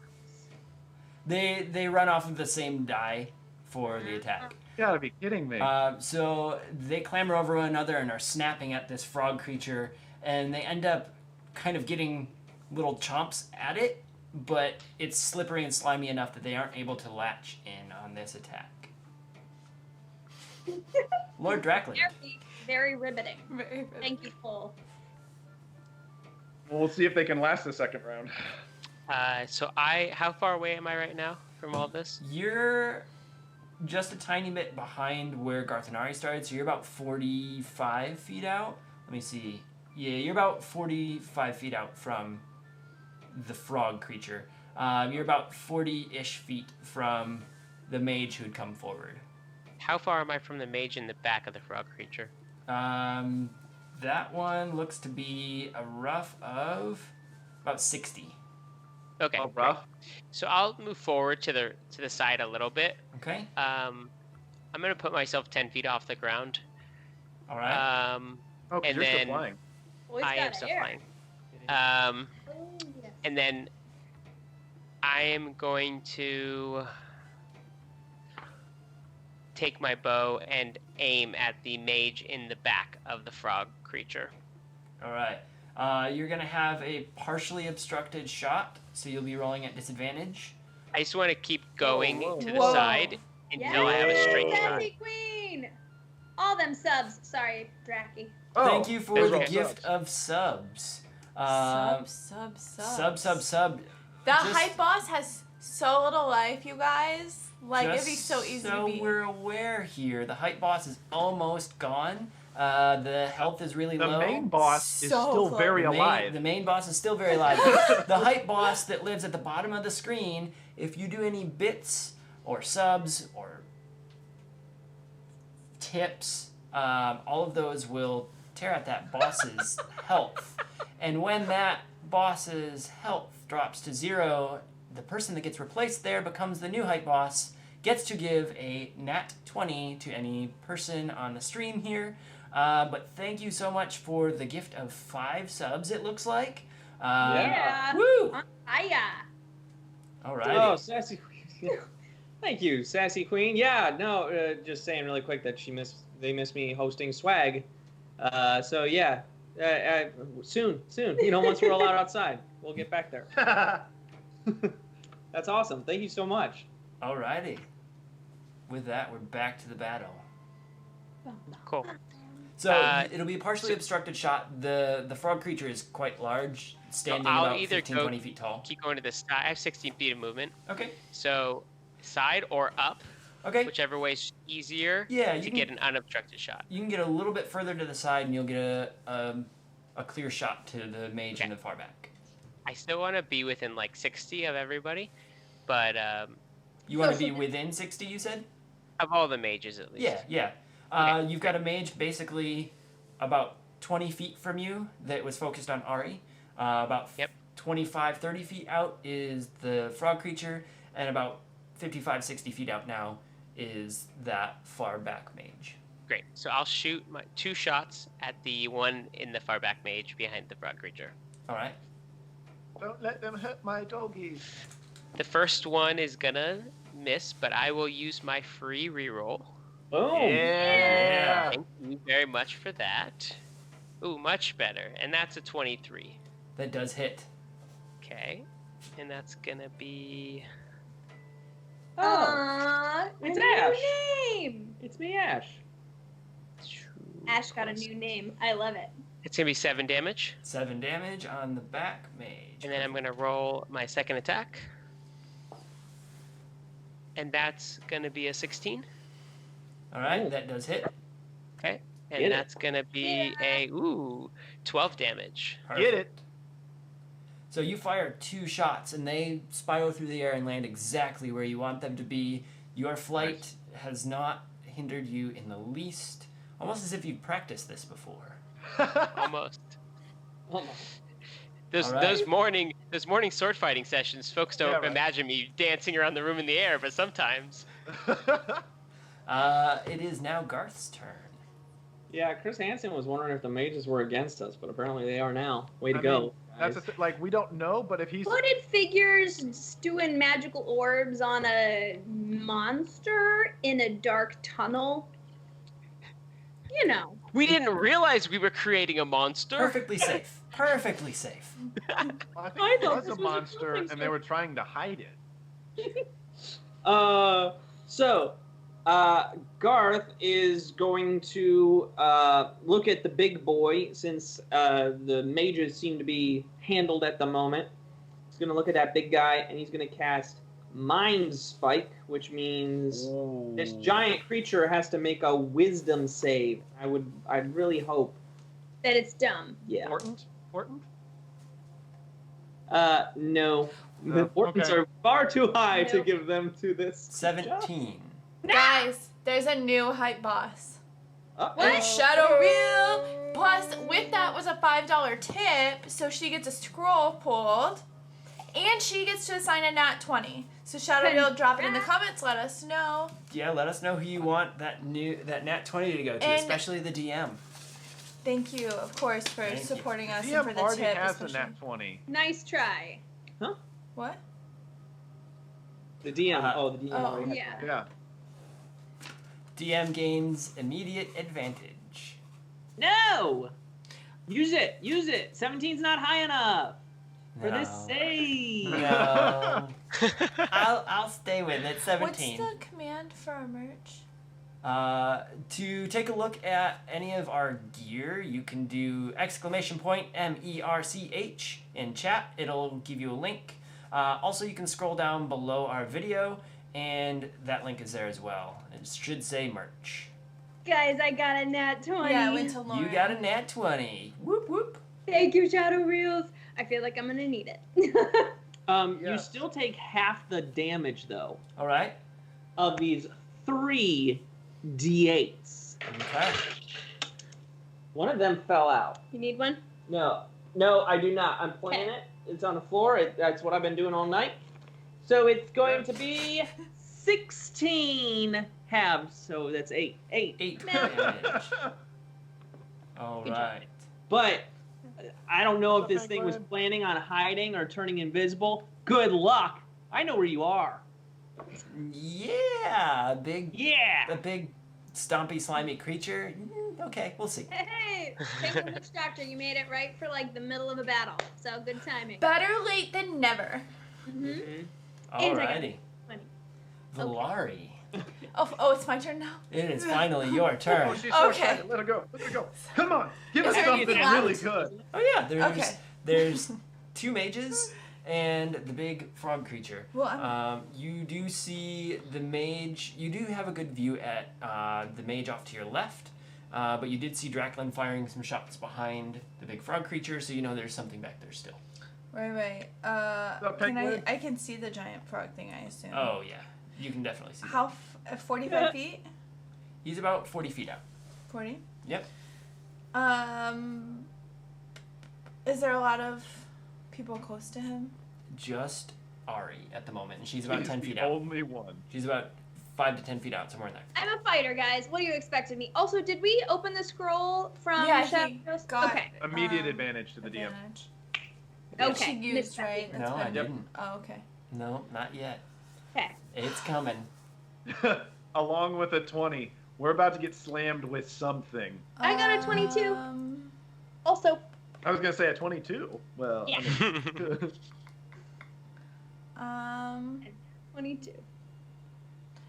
well, I guess I'm just gonna stick with what I was gonna do because I know it's gonna work. Uh-oh. It's, well, I hope so. well, the That's thing, it's not my fault that there's other things happen. It is your fault what you do, though. Do you want me to resolve my wild magic now or later? You're gonna cast something? Yeah. Alright. Well, wait. Does Well, Serpent's but you have the Kiss count as compliment. casting? There was the maybe not. Yeah. Yep. Okay. So I'm going to use my Serpent's Kiss and leap.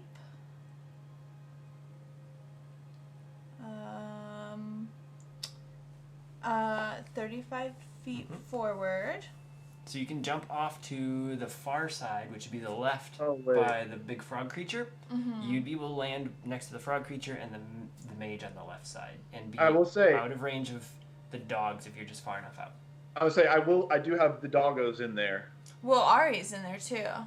Okay. I mean, I'm back. I'm towards the group. Most of what I would do would affect everyone that's up there, so it's not my fault y'all get too close. I'm Shadow- not up there. Shadow Just do Reels, what we are it- still working on that. 100% is your fault. What? I almost died from friendly fire, so I do still hold you to blame. Ooh. Shadow Reels, we are still working on that. We are trying to get the alerts for the TikTok bucks usage. So just save them up, and you can smash on the DM in like the final big, bad, evil guy boss battle.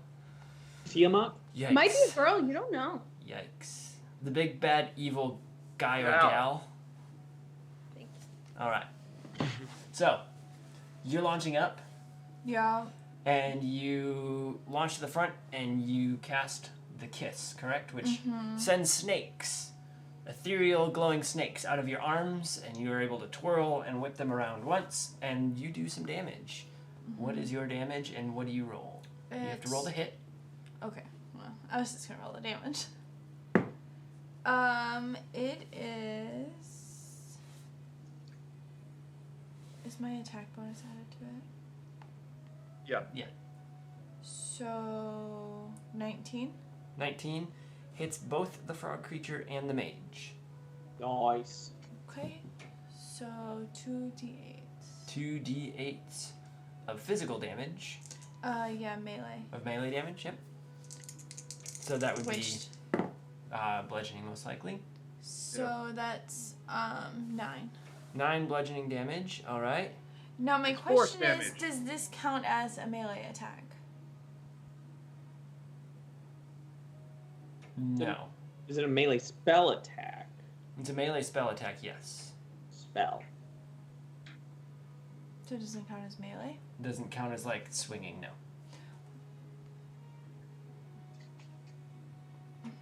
Ooh. Oh, okay. Never mind. Okay. So Yes, her Sub, hair sub, is what? pink.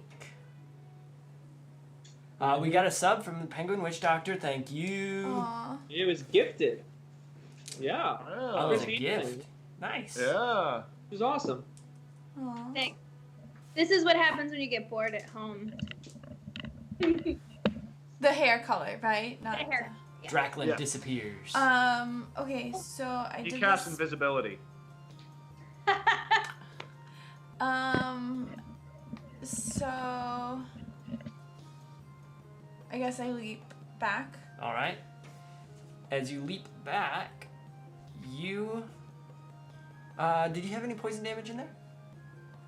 don't It say, we only- says do 2d8 and target takes 1d8 of poison. Yep, so one more additional poison Sorry, damage it's for you. really small print and I have to click on the box to expand everything. So it's a 3. Alright, so 3 damage on each of those. It's poison. Nice. Alrighty. So I said it works. Yeah. As you land back, you feel a surge. Dun dun dun. Okay, 1 second. Let me grab those. While she's surging shadow reels, we sadly do not have pets. Our apartment doesn't allow them. Ash, we do see the merch purchases, but not in the stream. I did see an alert come through. It looks like a handful of shirts had been ordered. So thank you for that. We will Thank you. extend a free reroll that you can give to any player or DM. Well, He always slides that in. Or Hey, DM. Yeah. you're part of this. That is true. So let us know who you want to give that reroll to, Sassy Queen. I got a 25 on the wild magic. 25 on the wild magic. Let's go. Dang it, I was hoping that was like a roll for something. I got a 25 on Wild anything. magic. No, Literally it's anything. it's a percentage situation. Yeah, that's, yep, that's, yep. Aww. Coming your way, Garth. Please roll. Haha, reroll. No, 52. 52, In alright. reverse. Sorry, I read it backwards. I'm just kidding. Well, you can Uh, roll that too. Like if you could roll a 52 on anything, There we that'd go. that'd also be good. I'm a fan. The other one was a completely ludicrous one that resolves better in town. So this one, for the next minute, you get to see any invisible creatures that would be in your line of sight. Okay. And all of a sudden, An army. The room is full. You just hear Valari screaming. An army of Lord Dracklin's little mini drows. Little kids. All Dad, right. why do we have to be invisible? Do I see Do anything? you have something you want Don't to share see. with the class, They're Lord like, Dracula, "Oh, about Wait, why did you somebody say have they so cast- many little children? He's really old. He's been alive for hundreds of years. Well, I get that. All right. It is Astro's turn, and he sees the mage that's closest to you guys, and he runs forward, and you see his Oh, Astro. fur streak blue up the sides, and he teleports square at the chest of the mage. What? you get a critical hit. He does not land the bite that he does, Don't forget he has a reroll. but he does knock the I was mage like, down. So the Okay. mage gets knocked prone, and he kicks off and teleports back and kind of slides right back next to Valari. What? Little doggy's awesome. I told you I had a dog. So the mage closest to Lord Drackland is knocked on his butt right now, so technically prone. Back to the top of the turn order, it is Ari. You see the prone mage to your left, and the big frog creature straight in front of you. Okay. The one who's prone, is he the one who is shooting firebolt at me? He was the one, yes. Okay. Not worried about him. I'm going for the frog.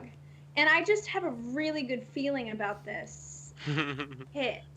And it looks like push resubbed, so thank you for that. It It's was. Taking another down the gift, hype actually. boss. We have a low hype boss Hello. again. Oh man, there's gonna be a lot of nat 20s floating around.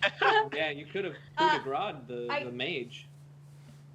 I'm Go for the big. Yeah, going for the big guy. I know. I like what you're calling him. I'm just. Yeah. Feeling it. She's feeling it. I'm using my nat 20. Thank you, Shadow Reels, for my first strike. So that'll be 12 plus 9 plus 4. 12 plus 9 plus 25. 25. 25 puts Get it. it? You first. slash Yep. into him. Uh-huh. You can tell me what 25. happens before I roll my second hit. Oh, he's still up. But I keep losing. You make Does a he little fit gash. You make a gash in his leg, and that's about it right now. Cool. Okay. Well, that one wasn't so great. That I'm assuming that a 9 doesn't hit. No. Cool. Okay, well then I'm just gonna action surge because I'm frustrated. It's my third one. So you miss completely with your It's another second hit. critical! Whoa! 19 or 20. Oh. So you crit with the second slash or the third Yep. slash. It's okay, Chris- it evens out. 'Cause the Chris is second asking dice I if we're rolled still was- sure we want to fight this. Yes, Chris, we have passed the point of no And return. what is so your the damage? third- It's gonna be 17 points of damage. 17 points of damage. You slash again across the other side of this big frog creature, and you hear a "Urgh" come from him as he gets very angry. No ribbon, though. And then I'm gonna move back. You are engaged with him. If Oh, you move back, okay. he will Fine, take I'll an stay. attack. I'll stay. Okay. Those tentacles. I don't like them. Rumil. Well, I've got the wolves going right now. Yep. And she's up close. So those are all concentrations. Yeah, that's the only thing. Lots of concentration spells. So I'm going to kind of whip my staff towards the not throwing it, but pointing it again at the frog creature. Yep. And I will cast a flame at him. It's just a produced flame. Okay. It's not like a flame bolt or anything like that. I'm just throwing a flame ball at him. Okay, so you're trying to use that for an attack, huh? Wait, how far away is he? He's 40, or yeah, is he he's 50 about, now? He's about 45 from you, based on what Okay. I've got here. Okay, then I will go. I'll move up 15 feet. All right. So you're kind of standing up near the rest of the group who can get him. So you've got And- Garth and Valari to your left. Okay. And then I'll throw a fireball at him. All right. You're throwing a produced flame fire. Yes. Okay. Yes. And that will be a 21. To hit? Yeah. Hits. Okay. Okay, so that is 2, making sure because it changed last time. Yeah, 2d8s. So 7. 9 total. 9 total. All right. Yes. Perfect. So that fireball just lodges onto the upper sternum and kind of burns up towards the shoulder. If this thing Nice. has shoulders. If it has, yeah. It is the mage in the back that is getting shot at by Lord Drackland. His turn now. Alright, and he... Has to stand up. Yeah. Oh yeah, he's knocked prone too, He's huh? prone. Mm-hmm. Both of them knocked over. What's the back one knocked over? No, the back one No, wasn't. the back just one the front wasn't. one. The back one wasn't. I don't okay. have that marked on his sheet here. Oh, Um, got too excited. I keep my mages straight. Let's call this one Carl. let's call this one Carl. Alright. So Carl moves a bit off behind the frog creature, so you lose him in line of sight, Draklin, but he's got a look at Rumiel, Garth, Valari, and Doggo. Carl. Good night, Good night, chat. Shadow Reels. Hi, Shadow Real. Good to So see glad you you could again join soon. us. Get some sleep and thank you for the nat 20. Whoop whoop. This guy pulls out Fireball. And he centers it. So Right. I can hear him casting fireball, You can hear him yelling it out, yes. and I cast counterspell. Counterspell, alright. Oh!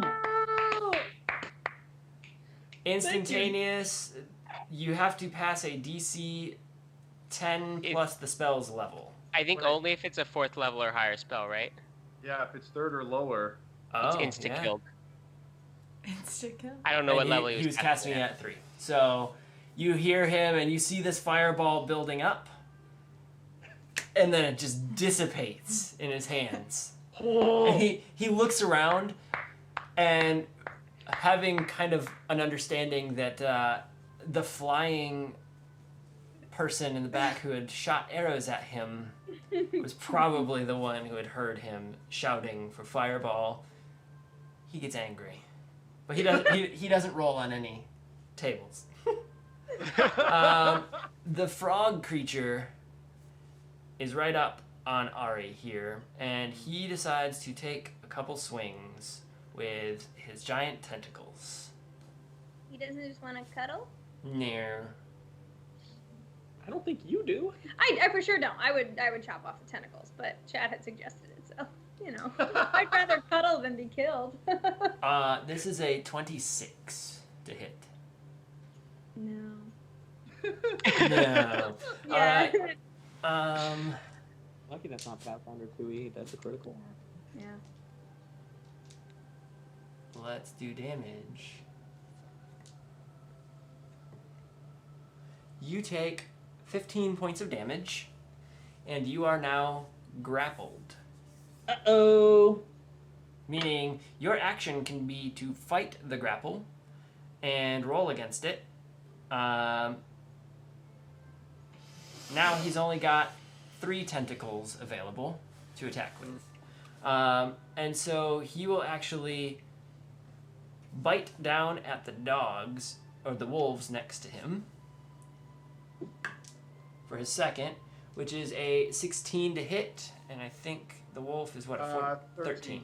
So he does hit, and he chomps down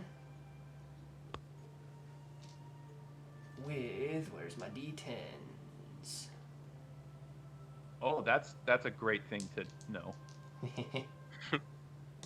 D10s plural.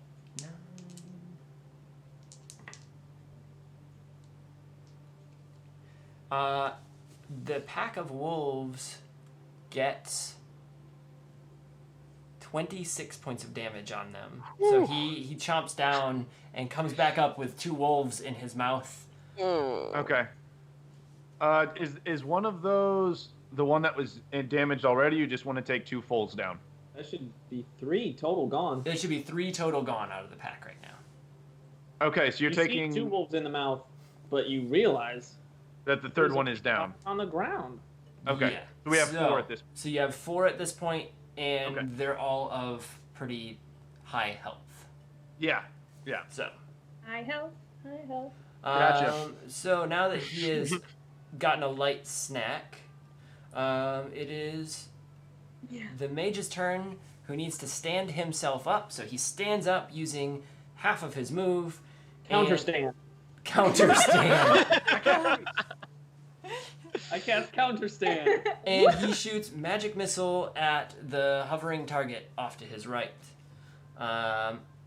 So, Drackland, 3 missiles coming in at you.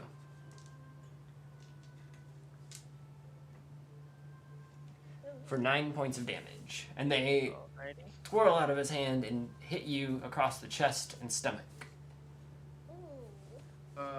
Is there a concentration roll there? There sure is. There is going to be a DC 10. And that's a 3. You got a reroll? Do you have a reroll? Or did you use it? I used it. He Used it. How high up am I at this point? You said you're about 15, 20 feet up, so you drop.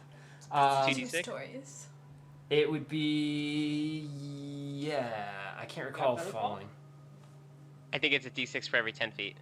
Oh, yeah. Okay, so 2d6? 2d6. That sounds... 5. 5 5 damage. It's not, could have been worse. Could have been... As you guys hear a worse. crunch as my legs impact the ground. Ouch.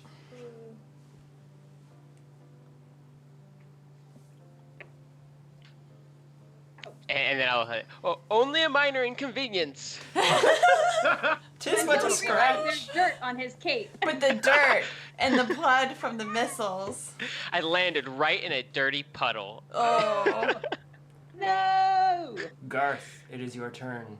It is my turn. I'm going to see Lord Draklin fall from the sky, and I'm going to see these 2 mages still up and causing problems. Not to mention the frog that's... But yes, but then I'm also... I just want you to be aware. No, I let me paint my picture. I don't see a frog anymore, or a Include me in your princess. picture. But having lost the princess to a tentacle being before, He's not worried. I am going to.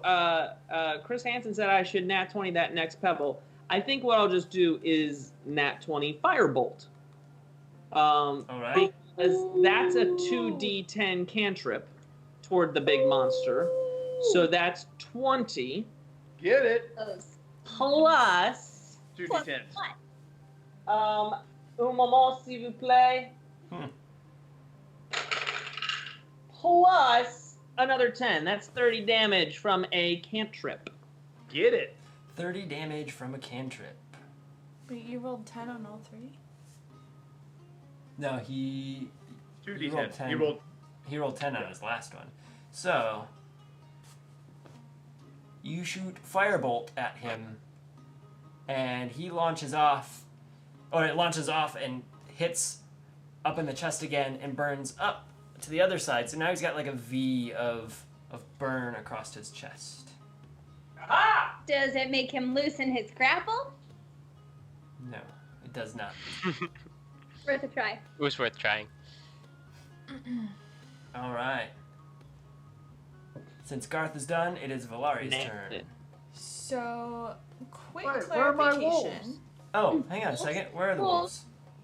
They're 13. They're my Oh. initiative Oh, count. yeah, sorry. Let them dance. I had missed them. Let me grab them in and do some work here. Wolves, would you like to attack? I Sorry. would love. Yes, they're still doing that. Since there's 4 of them, I'll roll at advantage. Okay, that is. All right. Okay, I'm trying to think of attack. It would be. I think POTUS gave me that nat 20. Thank you, POTUS. What is their? I'm trying to think. Oh, wait, hold on. Your wolves have bite. It's Yes, a plus 4 plus to hit. 4. Okay, so 18. 18. It does hit. Okay. And they Um, do 2d4. piercing damage. Right. Okay. How do you? Okay, so I have 4. Do you want me to just roll 2d4 and then multiply it by 4? Sure. Okay. And then add 2 to that as well. Oh, there's a cat on stream. Draklin pulls out a cat randomly. Oh, When I fell, I needed some comfort. No. I have a cat here, but it's not with me. Okay. 2d4 is 6. Plus 2, so it'd be 8. Plus 2 is 8 times 4 is 32. And you need a strength saving throw or be knocked prone. Okay. So, while you're rolling, we have a new hype boss What up? from a $10 tip. Nice. Dude, this gets So- serious here. The $10 brings a Reroll, creature. right? A reroll. No. No, 20 is a creature. Oh. 20 is okay. creature. So, Sassy Ash gets to assign a reroll and Nice. also a nat 20. The reroll is going to Ari, I think, is what she said. Yep. And then the nat 20 is going to... Drum roll, We'll please. see. While we wait, that cat got a lot of love. Mm-hmm. That is a very pretty cat. So Sassy Ash, just to let you know again, you get to call out a reroll. Oh, and the nat 20 to There you go. Valari. Perfect. Valari! There it is. Oh, there's another That's gonna chromatic do Oh, orb. jeez. Damn Oh, it! jeez. Here goes the chromatic orb. All right, so 24 damage of these wolves biting at the frog creature. I Perfect. thought it was 32. Yeah, I was gonna say it was 6. It was 8 times 4 is 32. Oh, yes, I don't math. Also, you gotta roll to make sure you're not prone. Yeah, I rolled, I got an 18. Oh. Actually, it's. So I'm- Excuse me, that was my bad. That's my bad. There are 5 wolves. That's 40. 40, all right. Am I I still don't get knocked down, though. Yeah, it's only a DC 11 strength. Given what this was doing with its tentacles, I feel like if it rolled a 2, it would be fine. Yeah. All right. Ouch. Now it's down to Valari's turn, who does have a nat 20 and a smile. I had a plan, but when I have a nat 20 and I'm in a battle, I can't not cast Chromatic Orb at level 3 with a nat 20. So, I guess that's what I'm doing. No surprise there. Okay, so I don't have to roll to hit. How many? I grabbed extra dice. I was prepared for this tonight. Also, for anyone watching, Mr. Know-It-All apparently has 2 cats for sale, but they're not very nice. But they're cute. But they're cute. So I'm reading this 5d8s, right? 3, 4, 5. Okay. 5d8 You're sitting there plus smiling. 40. I feel like Plus Apple- the Apple- 40. Yeah. That's Oh yeah, also plus. there. Well, no, because it'd be yeah. So 40 plus. 40 plus, and then you have to tell me what type of... I know. I feel like I'm not gonna be grappled after this. Well, Let's we'll see. see. So it's 8, 12, 16, 21. So 61 61 points of damage. Pretty much, Mr. Know-It-All says just make up a number. And I'm going to choose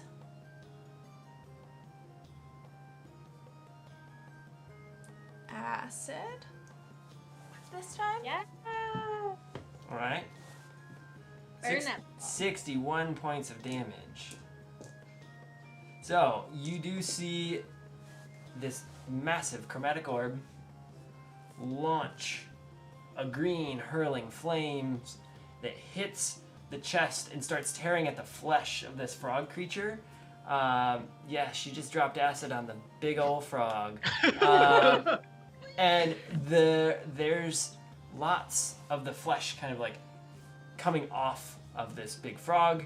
He lets out a big groan. He's still standing upright and holding Ari in one arm still. Valari, I need you to make a roll. That was a big ol'... So what am I rolling? You're rolling your 100. Your wild magic is most definitely surging when you cast this at the highest level. It was a new rule he implemented once I've done it twice.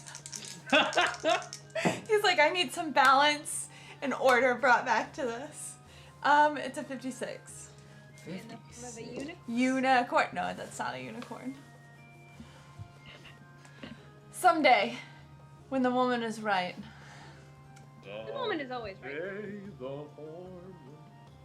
Alright, you do feel a surge of energy through your body, but you're not quite sure It's one of those. what happened because, let me go over to this other app.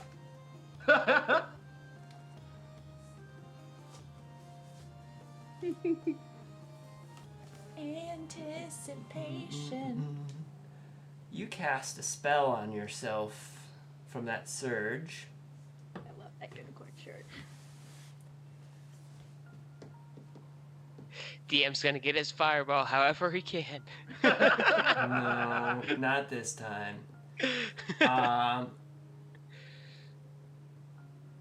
You will use your next turn to stand there and stare at this big frog creature with your mouth agape. Before you said that though, I wanted to ask, can I use my meta magic to cast it again? What is your meta magic? Do you have a... You have to have Yeah, it's called Quickened. If a spell has a casting time of 1 action, I can cast it as a bonus action. So does that count? You could cast that as a bonus action and then you can do a cantrip. Yeah. Okay. So if you want to have done that, you can spend some sorcery points and do a cantrip as well. So I can do a firebolt too. A firebolt. You may add in a firebolt. Make sure you spend your sorcery I points. will. Perfect. Man, you guys are destroying my big guy. And firebolt That's our is job. 2d10s, but I have to roll the There are- hit, You have to right? roll the There hit. are 5 of us. Come on. Just a quick and 71 damage. No worries. 71 damage bonus It's action. a nat 20! He leans over, he's like, I don't believe it. I'm so happy. So that's 20 plus. 2d10. Oh gosh. Yes, Valari. Oh, this is great. Don't you love this, Jared? This is This amazing. is so fun. Man.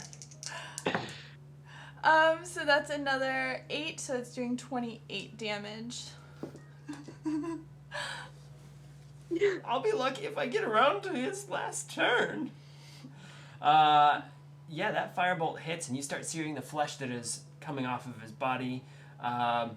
This thing is in rough shape. Astro does again attack the same mage and does the same thing. Runs up, teleports, and launches at the guy's chest and knocks him down. Puppy push. And as he knocks him down, he lands a big bite. Nom. Let's see, what is your Do, do, do, do, bite here, buddy? Phenomenon. do. Do, do, do, do. What is the 100 bits? 100 bits? Got 100 bits. Ooh. From Sassy Queen. That's another way to tip. You can earn bits by Oh. watching ads, or you can buy bits at like. Thanks for the 1%. tip. Well, what do we do? We do anything for that? No, it just tears down at Okay. the boss Yeah, there. so the hype boss. Mm-hmm. All right, so Astro. Astro does 5 points of damage, knocks the mage back over, because he. I just stood up. Yeah, basically. I got this, bam.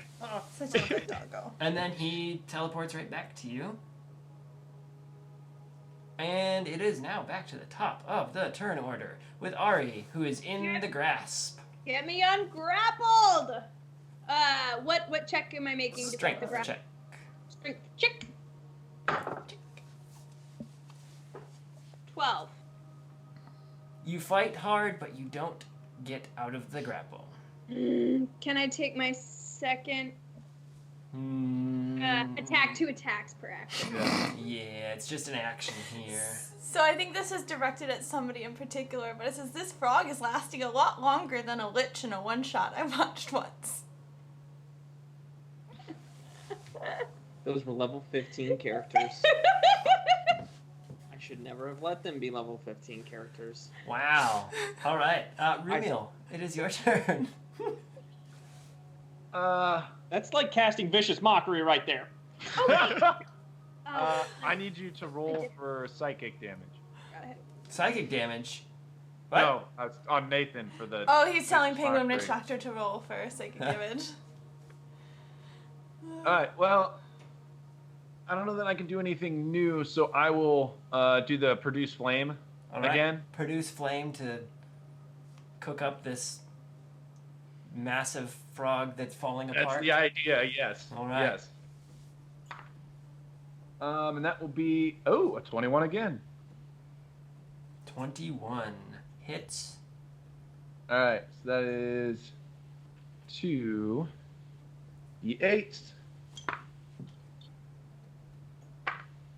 That is 8. I'll take an average. 8 damage. All right, you do scorch more of this flesh that is coming off and cauterize it a bit. The mage, the wolves are the wolves will be the next. They're my in your best team. asset right now. The mage in the back that had his fireball. Noped. Let's see here. Do you have another slot for that? Yeah, you do. Do I fireball it? No. I will just fireball it. He again starts casting and calling out fireball to launch. Yes. I was waiting for it. Nathan's like, Yep. Nope. Yep. I got them slots. All of those That's good slots. because I'm out of slots. All of those slots. I was like, I don't know if there's a counter spell in here. Again, the fireball just fizzles out in his hands, and he starts cursing up a storm. I will say it's nice to see other guys get counterspelled that are not me. Yeah, well, there's wolves and counter spells going on here, so Yeah, so it's a big old reunion. I will clarify, because I was up towards the front when this all started. Is Yep. this guy at least 60 feet away from me? at least 60 feet away. Or, like, is he within 60 Yeah, feet? he's within. Yeah, Okay. he's within. That's what. Oh, at least I want to make sure that it would work. But counterspell. It is now this giant frog's turn, and he is going to charge. Oh, wait, he's going to hit the... Sorry, he's got the wolves on him. He's going to hit the He does wolves. have the wolf. I was like, you can run away if you want, boy. That's fine. He's going to turn at the wolves, and he is going to do 2 large chomps down at them. Let's go. The first one is a 14, Ah, you just got it. and the second one is a 25. That will actually miss. Whoa. Backwards. Too much damage? You just totally You swung overshot? too hard. Roll fool. Yeah. Price is right. So he will do damage on both.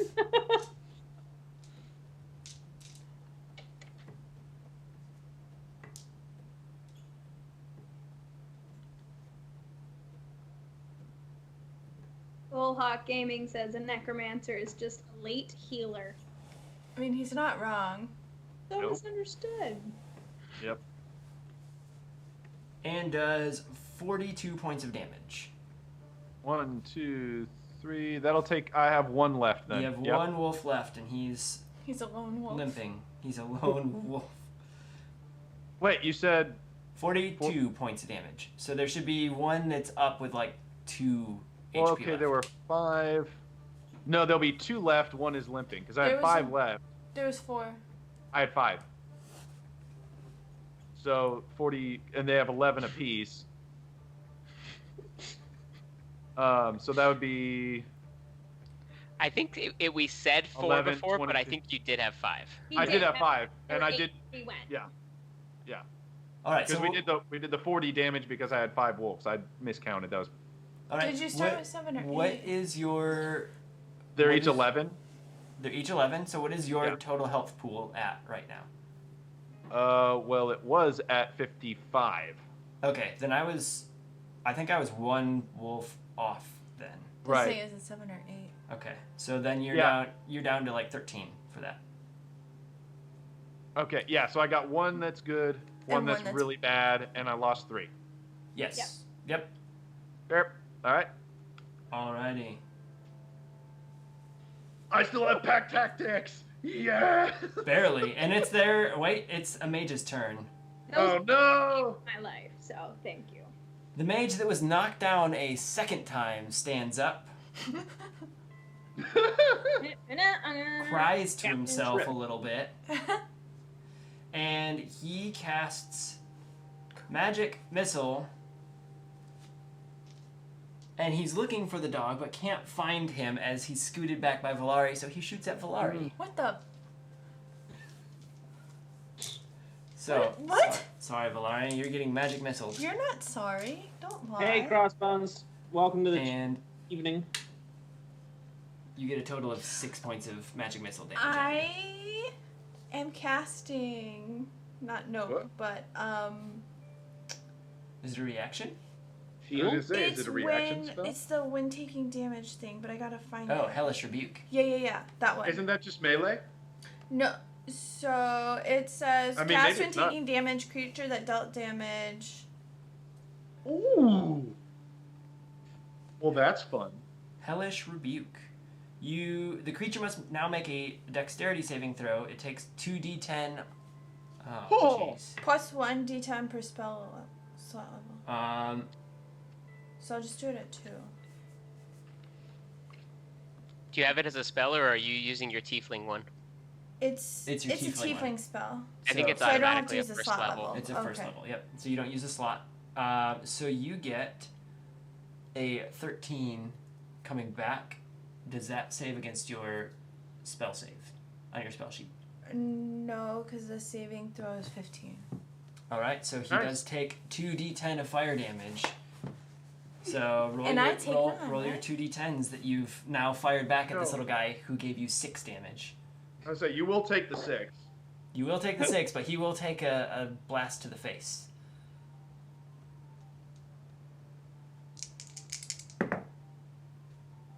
That's a 10. That's a 1 or a 10. It's a 1. It's a 2. So he takes 2 points of damage back. Well, that So worked. you well. take 6, he gets 2. His eyebrows are on fire as you've cast back.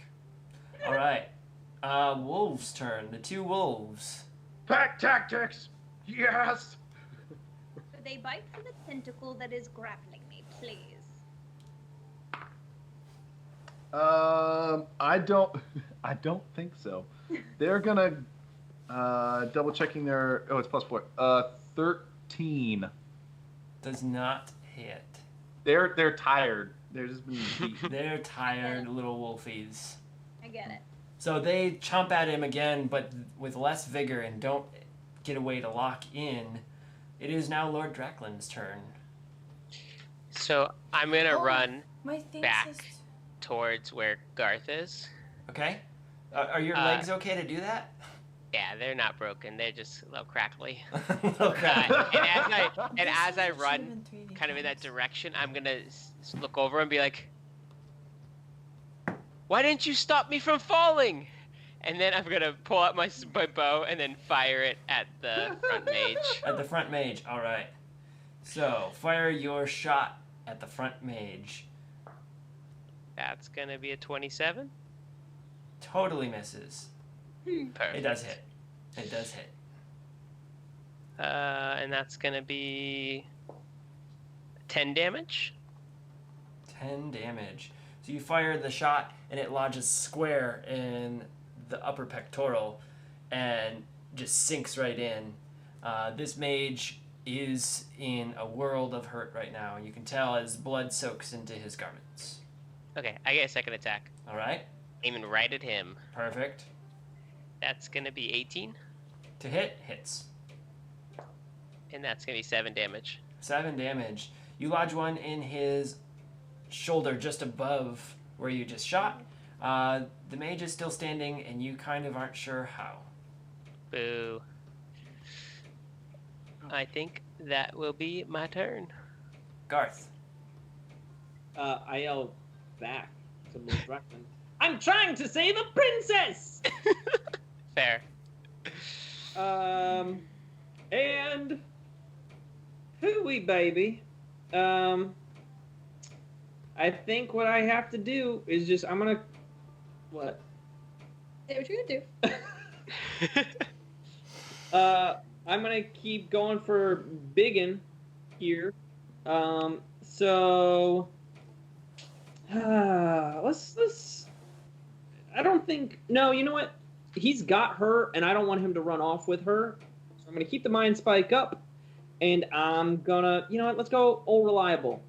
Let's catapult. There it is. Yes, There it is. We've been waiting for it. Go some more reliable. Well, because it's a deck save. Like I had a nat 20.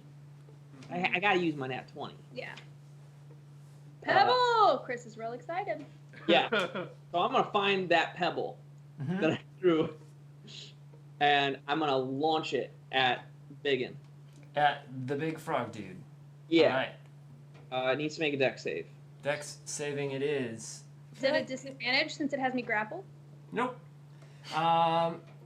Worth a shot. It's worth a shot. It is an 18. That will work. Which unfortunately means that nothing hits. It's not a half damage spell. It just misses. He moves to the side and it goes under his arm. But Tentacle. at that moment, I think to myself, lucky I have this ring, and I recall the spell slot that would have been used. There you go. Does Mind Spike do anything? It's not. Mind Spike is not a continuous. Okay, you just know pain. where he is. Yeah. Nathan, did you have anything prepped in a circlet? Yes. Okay, I was just curious if you were looking for another spell slot. Oh no, that circlet is specifically for me to be able to run away from things. Oh, yes, of course. Yeah. Valari's turn. So I'm going to. Is it dim? Is the creature in like a dim area? I mean, the light's coming in from the front of the cave, but it could be considered partially dim. Well, I'll let you do what you need to do. Go for it. Dim. Perfect. Okay, so first I'm gonna start with Firebolt. All right. You're starting with Firebolt. Right. Okay. At the frog. Okay. Roll to hit. That did not hit, because that's a 10. Does not hit. Okay, but I'm using my meta magic, and my points or whatever. Your sorcery points to do your quicken spell. Yeah. All right. So I'm going to cast Shadow Blade. Mm-hmm. At level 2.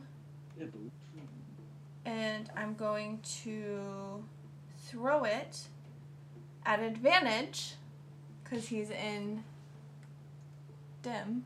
Throwing would be considered an action. So you've used your action currently. To cast. Well, that seems like an important flaw. in this one. But I have it, I guess. You can't do 80 points of damage? Okay. I would So appreciate it. you have it ready to go. Yeah, that's fine. And then Astro takes it from her hand and flashes it. All right. Wow. But it is Astro's turn. I don't have control over him yet, so. No, not yet. And he's wagging his tail ferociously, ready to charge once more at the same mage that he's not bound. And he runs in and he teleports up and lands on the mage's chest, but the mage is ready, so he kind of stands tall. And Astro does make a bite as he's kind of up on the chest. Astro's gonna be the one to take this dude down. That one mage. Let's just see here. Astro's bite is a plus what to hit? Plus what? It hits. Ah! And he does 1d6 plus 1. So he does 5 damage on this guy who is barely standing up. Third time was the charm. Mm-hmm. And he latches into the side of the neck and yanks, and that mage drops to his knees and falls forward, and Astro backs up, wagging his tail, and barks and turns and looks over, and he's got a little bit of blood dripping from his mouth. Wow. Who killed the first one? Was that you? No, the frog did. The frog The yeah, frog the frog did. threw the first 'cause one. He Hey, snapped on the it. plus side, DM got a kill today. DM got a kill on his own thing. Astro is not fully back by Valari, but he's out of reach of the frog and can't be seen by the other mage. Back to the top of the order, Ari, you're still in Oh, help grasp. me. Get me out of this grapple. An 11 wouldn't do it, so I'm gonna use my reroll. Come on! Okay, I am free. Maybe. Are you Gotta say sure? the number. 21. Yes, you're free. No, it's more than that. Your strength save. Is it a strength save or is it just a strength roll? It's a strength check. Check. Okay, so yes, you're right. 21. Okay, otherwise I would have had 20 forever ago. Okay. So You're right. you've managed to break free and drop right at the feet of this big giant frog thing that had you in its grasp. That was your action. So you can try to move, but you're somewhat engaged, so he will get an attack against you, or you can stand there and wait for your next turn.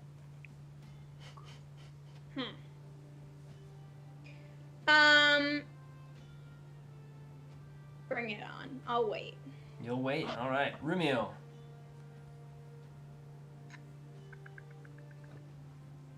As Okay, he's so she planning. is engaged. She's engaged. Yep.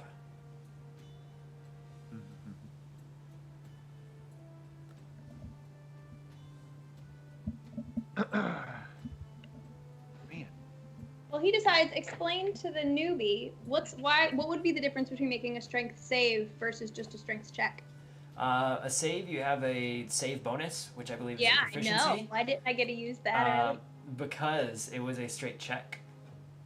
So there's differences between how spells are written, where as you're grappled, you don't have really any bonus to that. You're just straight up trying to break free with your own strength. So, no bonus, but you're using all of the might and power that your good character sheet writer gave you. Fair enough. That was Yeah, fun. this situation, Lauren, in that situation too, saves are usually like something immediate's happening, like a boulder's rolling at you. Yep. And it's like to push it in that moment versus like you're caught and you're trying to break out is like, that's usually saves versus checks. Yep. But as Jared mentioned, it's just Cool. how it's written a lot too. Yeah. Thank you. Cool. Thanks, Learning. Alex. Alrighty. you said that there was some stuff on the, like shields and stuff on the floor. Yep. Is the creature standing on some at this point? There's a long metal pole that the creature has 1 foot on, but you do have a dog with a couple paws on the edge as well. All right. Okay. Sorry, Druid. No, that's all right. Got They're lots just- of They're eggs. just fey creatures. They'll go away. Wait, it's one of my dogs? It's I one of thought it was- yours. No, it's one of yours. Oh. It's a metal plate Oh. pole thing that. Well, that's fine. I have to lose concentration anyway. Alrighty. So I will. You know what? No, actually, they are still being a distraction for him. I will leave them there because it's just him, and I will give him something else to chomp at. I will just, after all that, I'm still going to use the produce flame. Produce flame. All right. And let my dogs continue to be a little bit of fodder. Ooh. I think that's a Produce spark. nope. That's a 12. No, you launch that little bit of flame and it drops right next to Ari, and she sees it out of the corner of her eye, and it just is a little flame that kind of withers out in Yep. a matter of moments. All right. The final mage in the back. Oh shoot! I thought we had it. Dang it! I lost count of them. The final mage in the back does decide. Oh, I can't do that one. It will murder. Why not? Well, because I can't just flat out murder with that one. That one's just Please do. terrible. Please do. We ask that you do. No. Major be playing. Actually, no, that won't murder. That will actually kill the froghemoth too. So you don't want that. He will. I hope he fireballs. I hope he fireballs. Everyone dies. The series is over. TPK. All right. So he does cast magic missile at Garth for Shield. level 5. Ooh, what a bummer. Wait, what? Yeah, Cast shield, right? shield. You cast shield? Perfect. So, all of those nice, shiny bolts just blow up around you, and you're safe. Wait, shield stops. the magic- Auto blocks magic missile. Yep. I did not know that. Yep. That's awesome. Yeah, baby. Froghemoth's turn. Jeez. Jared's like, I'm just using the nat 20 on him next time. Forget this. Yep. Froghemoth's turn. He's going to... Froghemoth. That's a good name. Mm-hmm. That's the actual type of character, so you can look him up later. Not now. He's going to use a tentacle on Ari right in front. Oh no. Picked up again. He just bought free. Yep. He's going to use that nat 20. It's supposed to be on Garth. That was what the rules said. Yeah, the rules for that nat 20 were against Garth. Okay, fine. It's fair. It's fair. It was.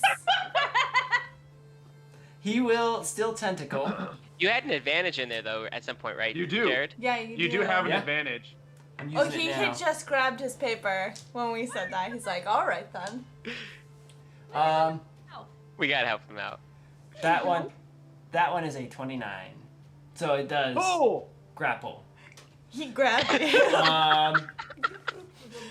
In a wooden tray. In a wooden tray, gone. And then he does some damage. Let's see here.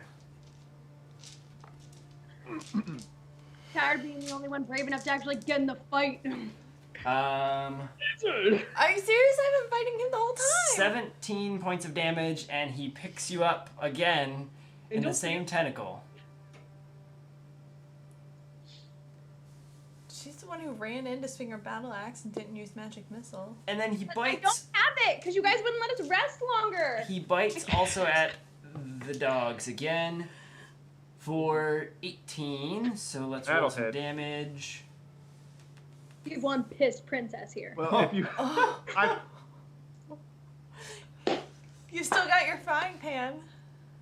So. All right. That's already used up too, isn't it? Kiss it, more like rip out its jugular with my teeth because that's all that's not grappled. Dang! Why are those thoughts that go through your head? Everyone Do you just have a- wants you to kiss it. It just Do you keeps have a coming up in ranged the weapon, comments. You should just Ari? try kissing it. I mean, I'm grappled, so You can I have- shoot. You I can still have- attack. I just 18 points of damage to the dogs. all right, everyone's gone. All right. So as he chomps down, the wolves dissipate. And Ari is all sorts of stuck again. Pissed. All right. So passes by wolves' turns. Lord Drackland. All right. So there's currently one mage and the behemoth. Yep. And the mage has done nothing this entire battle. Is that correct? Yeah, he's been shut down every single time. I'm assuming from where I am, I can't see the mage though, right? He's behind the behemoth. You can't, but Okay. you've seen the effects just not happening. I'll attack the giant behemoth. Can I make a targeted attack at the tentacle that is holding Ari, or no? Yeah, you may. I mean, how hurt does this thing look? Does this thing look like He looks on its really last limb? he looks really hurt. Yes, like I'm just gonna attack the behemoth then, hoping I can Perfect. kill it. That's gonna be a 26. that will hit. Okay, that's gonna be 11 damage. All right, for the first shot. And I take my second shot. So 2 shots. Ooh. The second one's gonna miss. That's an 11. All right. So you do lodge one of these arrows into an eye of this frog hemoth, and he stumbles a bit, but he's still up. The second shot whizzes past. It is Garth's turn. Right. Well, once again, the princess was close to escaping. All the work I'm doing, it'll get us there. So, I've really got to find more spells where I do the rolling. Until such a time. Firebolt. All right. Class cantrip, portent number 17. Attack modifier 6. 23. 23 hits. Wonderful. Those portent numbers are crazy. Dude, he's got some nuts stuff over there. Divination wizards. 11 fire damage. 11 fire damage. As that firebolt hits, it sinks into the now mostly open cavity of this frog's chest and burns up through, and he drops to the ground and is smoking out of ear holes, nose holes, and the mouth. And Ari is let go. I saved the princess. Yes, you're let go. You are not fallen upon. So the frog hemoth is dead, and there's one mage left. Mr. can't land a shot. Valari, you have a clear look at him. He's about 55 feet out from you. 55? Yep. If I were to use Misty Step, would that make my Shadow Blade go away? Is Shadow Blade concentration? Yes. Is Misty Step concentration? I don't think it is. No, I don't it's think Misty Step is. instantaneous. It's instantaneous. No. Yeah. It wouldn't. So You do have a leap. but he's in dim light. So Yep. I'm just gonna throw it. You're gonna throw it. All right. From 60 feet? Or are you just gonna Yeah, run? I'm Are you just gonna gonna run throw up? it from yeah, I Hey, might as well. Run up. Yeah, I'll run forward. Okay. Cool. Full So, space. So then full I'll just space, so you're run about it 25 feet. 25 feet from. Yep. Oh, that's not good. Roll to hit. I know I Oh, did. okay. That is 15. 15 hits. Oh, yay. Okay. So I cast it at level 2, so it's gonna do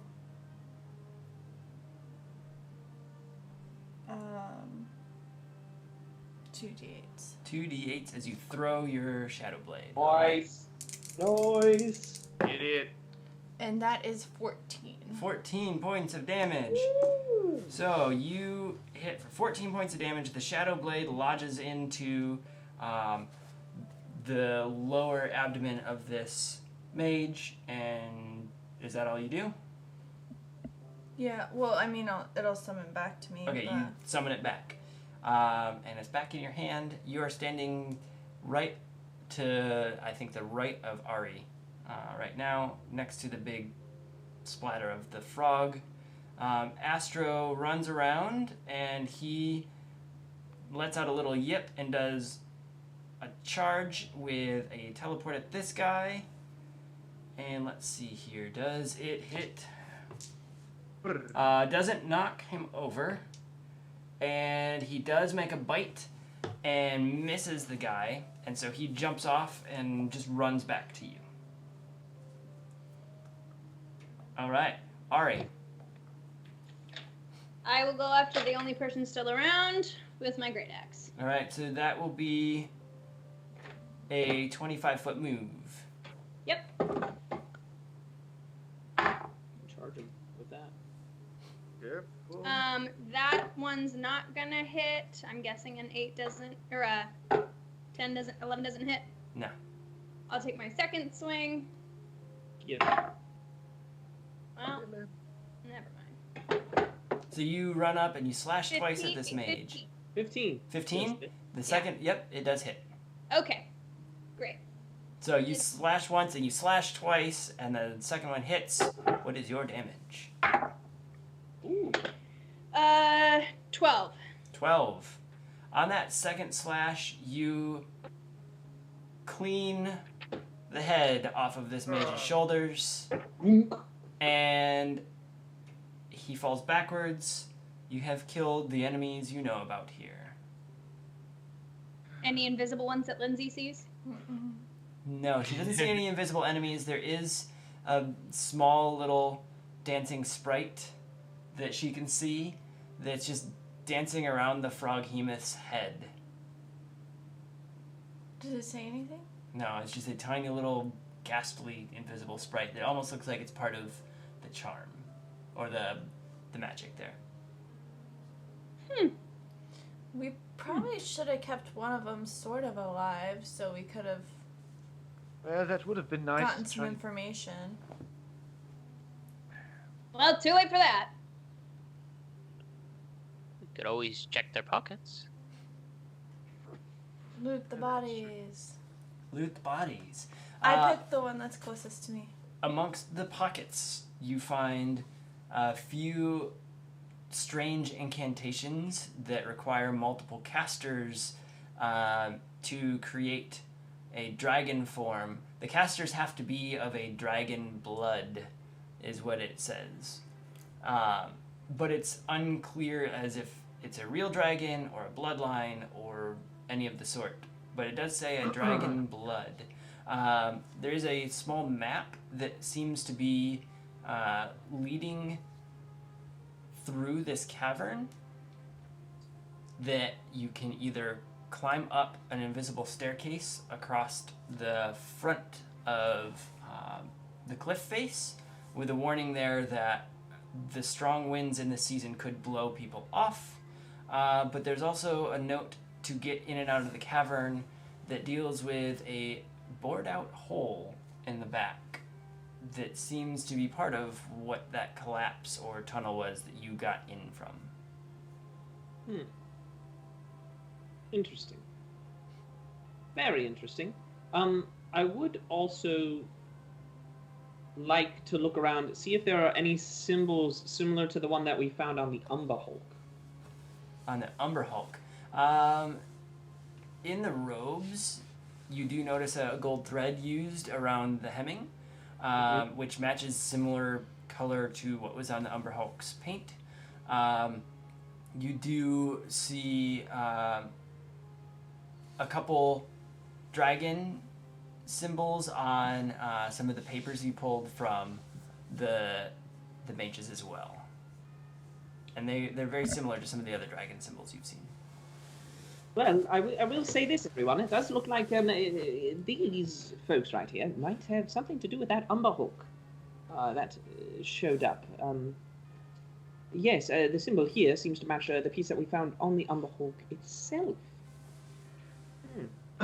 Curious. Ari, you look a bit hurt. Might I help you a bit with that? That'd be great. Drackland is You also... see Jacqueline's like holding his knees. I could use some help too. All right. Are we giving it out for free? Because I would take some. Well, I'm fine. let's cast this a little bit higher. Then this is going to be a little bit more complicated, and just kind I've of lost pull you all over, in. like, 45 points of damage, so if we could heal that up before minor cuts and bruises, that'd be great. No, I'm just call everyone in, Okay. and Ramil kind of closes his eyes. There's a couple of hand wavies, and our friend, the little iridescent turtle, shows up on the ground. Ah, yes. So, Healing Spirit is a 5-foot cube, so you'll want to get in close. And it lasts for 1 minute, but for every creature D6. that enters, it is a D6 Per turn? Yes. Yes. So you get to roll 10d6. Okay. Boom, baby. You can roll 10d. Or, oh, please don't. I'm rolling. That's 6. So I'm rolling 2 at once. Okay. Perfect. So that's 6, 5, So it's 11, 9, 20. 20, and 10. 30. You can give most of them to her. That's it. Yeah. Wait. I think you have one more. Oh, really? 9, 10. One more. Yeah. Oh, okay. 9. 39. 39 points of healing for every creature who had entered. Yeah. It does So- not overheal, but it does heal you all the way back up if that's how much you needed. If not, then it heals you for 39. Feeling great. Good. Well, that's what I'm here for. You. Good thing you showed up. Rather As, convenient, yes. as you're healing, a small porthole opens in the ceiling above where you're at, and a rope comes dropping down, and a teenage tiefling comes sliding down the rope and drops near all of you and looks around super surprised. He I'm gonna too, say I'll go into battle stance because that's just a concentration, but I don't need to be near it. So I'll have a staff and shield up. all right. He too is dressed in a similar robe, and he's carrying a small scroll. And so he looks around and sees the mess here. I think this scroll belongs. Were you the ones casting the spell down here? This scroll's for you. I'm just a messenger. I run up and I take the scroll from him. He sees a tiefling approach, and as soon as he lets go of the scroll, he starts running back to the rope and, with less grace, pulls himself slowly up the 40-ish feet. Can I grab his ankle and like pull him back down? You can. Give me a strength check as you grab at his ankle. Shit. That's 9. All right. He saved. He was able to get his foot out, and he screams, "What do you want? I'm just a messenger!" And he's Come climbing back. Can I? I want to shoot the top of the rope. up. Yeah, you can attack the top of the rope. It will be a disadvantage because it is a very small target. That's fine. Yeah. Cast fireball. 21. 21. It does hit. Please roll some damage on that. Quick 8 question. damage. 8 damage. It does fray the rope down to a couple last strands that swings the small tiefling, and it ends up breaking, and he falls about 15 feet down onto his back.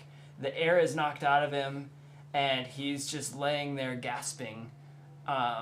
And you see tears welling up in his eyes, and you hear, "I just was giving a message to you." And he just kind of lays there and curls up. "Don't kill me." No. This is just a boy. What are we doing? I'm not gonna kill him. I just wanted to find some stuff out. I wasn't gonna hurt him. I'll run over. As he's on his, obviously he's kind of prone and shocked. He fell 15 feet. As we all know, that's 1.5 d6s. 1.5 d6s. Yep. Yep. So, So- he's hurting. Yeah, I'll kind of kneel down, put a hand on his shoulder, like put my shield back as I'm going. So staff in hand, put one hand on his shoulder, and I'll use the Balm of the Summer Court, and I'll give him 1d6 back, just to kind of calm him and put us on better footing with him. All right. He takes a big breath, and you see a little tension leave, but his eyes are still darting around to the lot of you who are around him. Easy there, lad. You just took us by surprise a bit there. You say you were delivering a message. Who you coming from? We weren't exactly expecting anything here. I was just given a message and some gold. They said it needs to come down to the ritual happening down here. Something about, I'm sorry, I looked. It was folded open a little bit. Something about an attack. Valari, if you're not going to read the note, I will. Well, okay, fine. I was trying to get the kid. I didn't have a chance to read it, but so I open it and read it. So you open it and you read it. As you read through the note, it warns that there may be an attack on the ritual to bring back the Dragon King. They're not sure where or how, but it seems that a giant cat has entered. It seems that they're sure it's going to be the Undercity attacking. And it's got a wax seal with a outline of a dragon's head on it. That's interesting. There's no signature, but it is seemingly an impression that you see that matches everything else. And thinking about it, you do check the hands of the mages, and one of the mages does have a signet ring very similar, with wax stuck in it as if he had recently sent a message as well. Very interesting. Well, again, we are sorry. Boy, as you can see, some things have gone awry at this ritual. Hopefully it doesn't stop the rest of the operations. Okay, I'll alert others, but I don't know how I'm going to get out of here because that was my way in. And he looks up at the rope that is now frayed a few feet from the top. And Laura, you have Mage Hand, yes?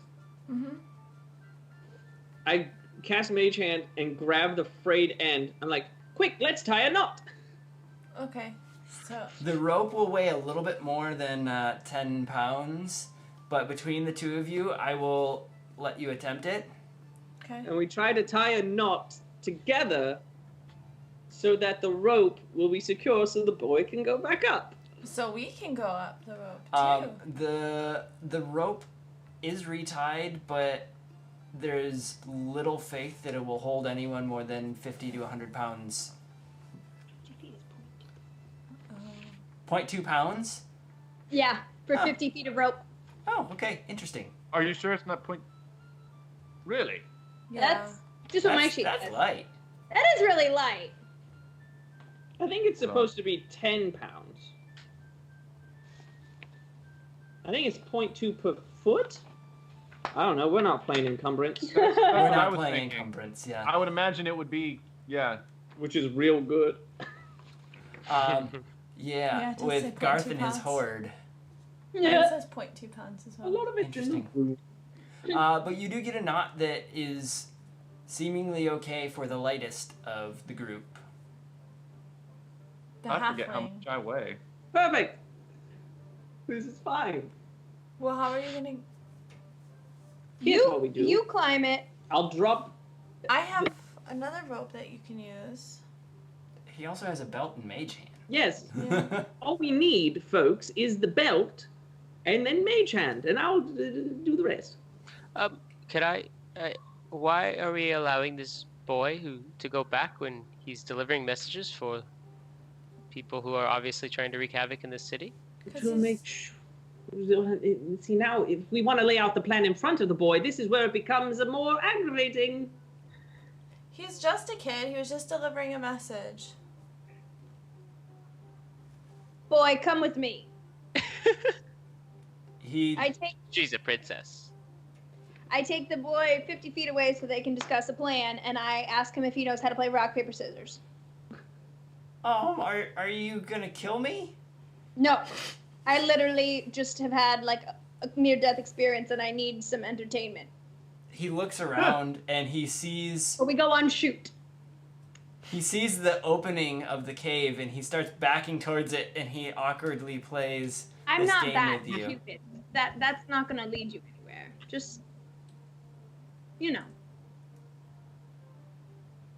He backs away even further, and I follow him.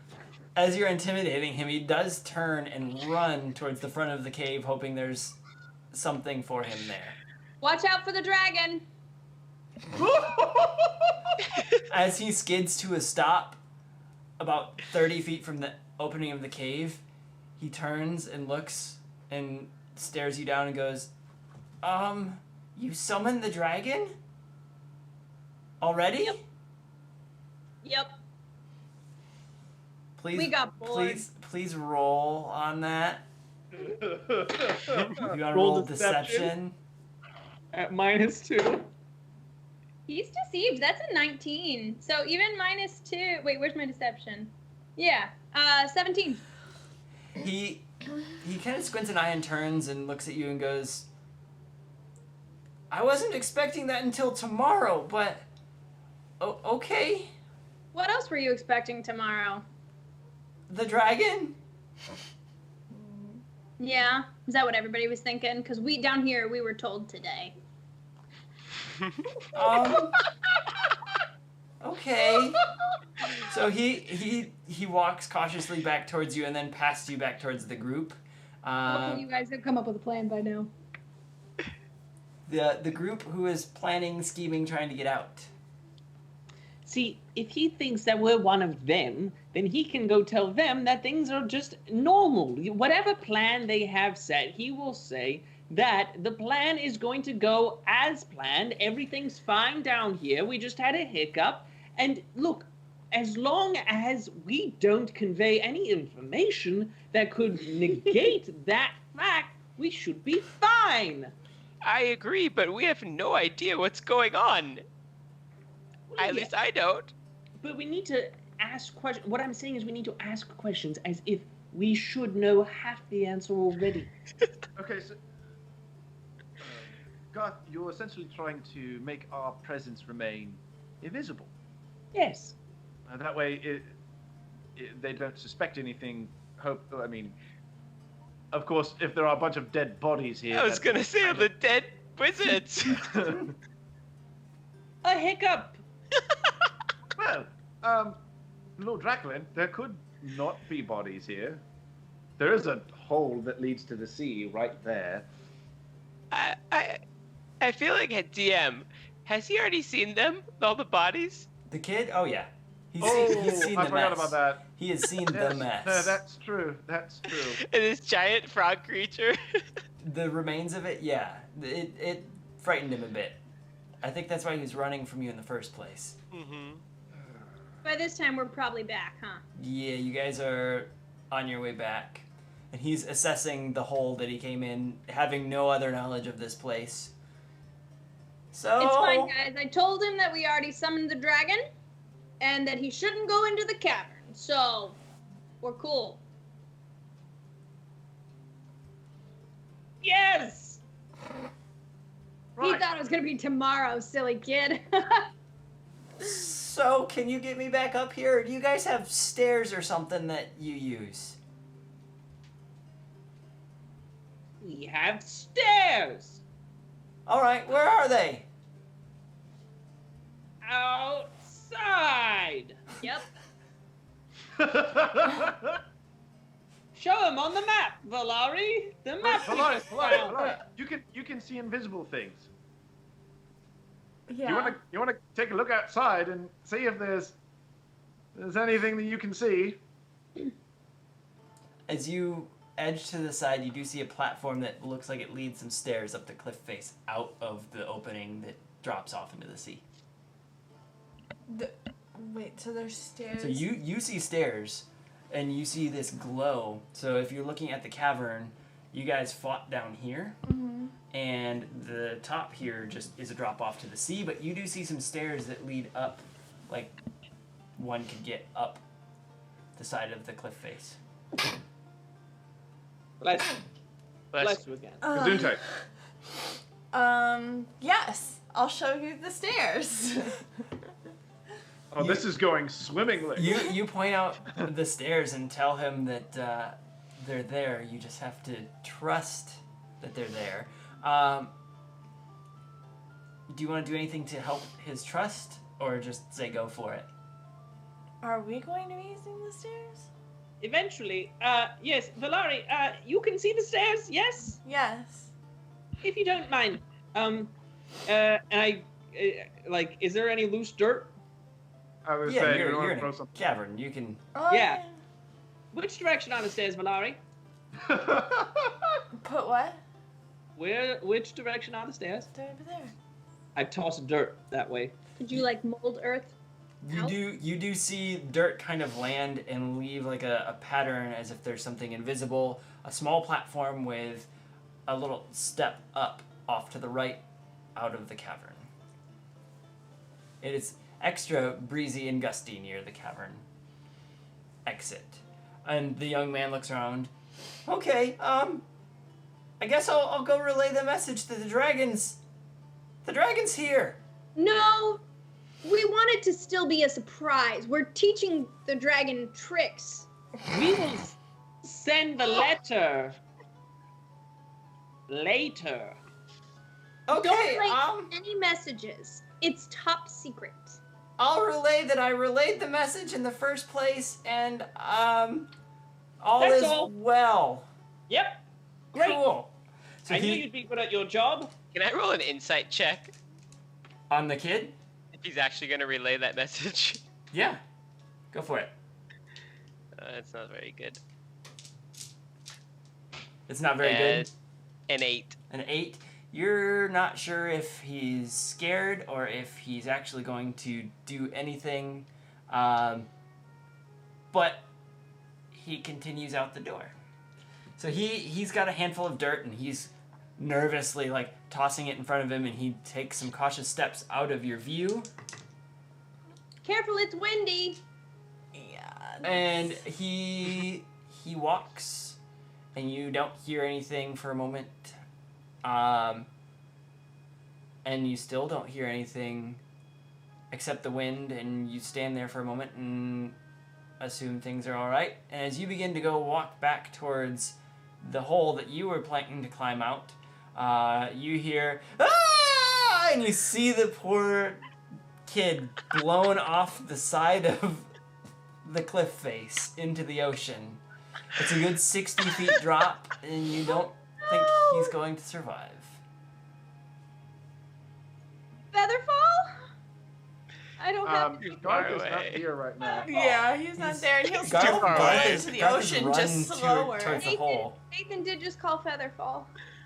Yeah, but he's still falling to the ocean. He's just gonna fall slower. The kid was blown off of the face. How far is Featherfall's reach? I can look it up here too. 60 feet. Yeah, it's 60. Yeah, that's not going to get him. What just happened? I stepped away for 2 The seconds. kid. He took the stairs we The told stairs him you to told him to take, go and up. he got I'd blown wait. off the Fly him cliff. off. He was in the last quarter of the way up, and he just got blown off the cliff face. And he's falling 60 feet into the ocean. 60 or more feet into the ocean, yes. And he's too far away from me. Oh, Yeah. by the time you hear and see him, it's just a scream in the distance. Well, that's gonna give me nightmares. So don't take the stairs. Well, also we have solved the problem of what will he actually tell them. But we didn't actually do anything. We just gave him away home. I did tell him it was Featherfall?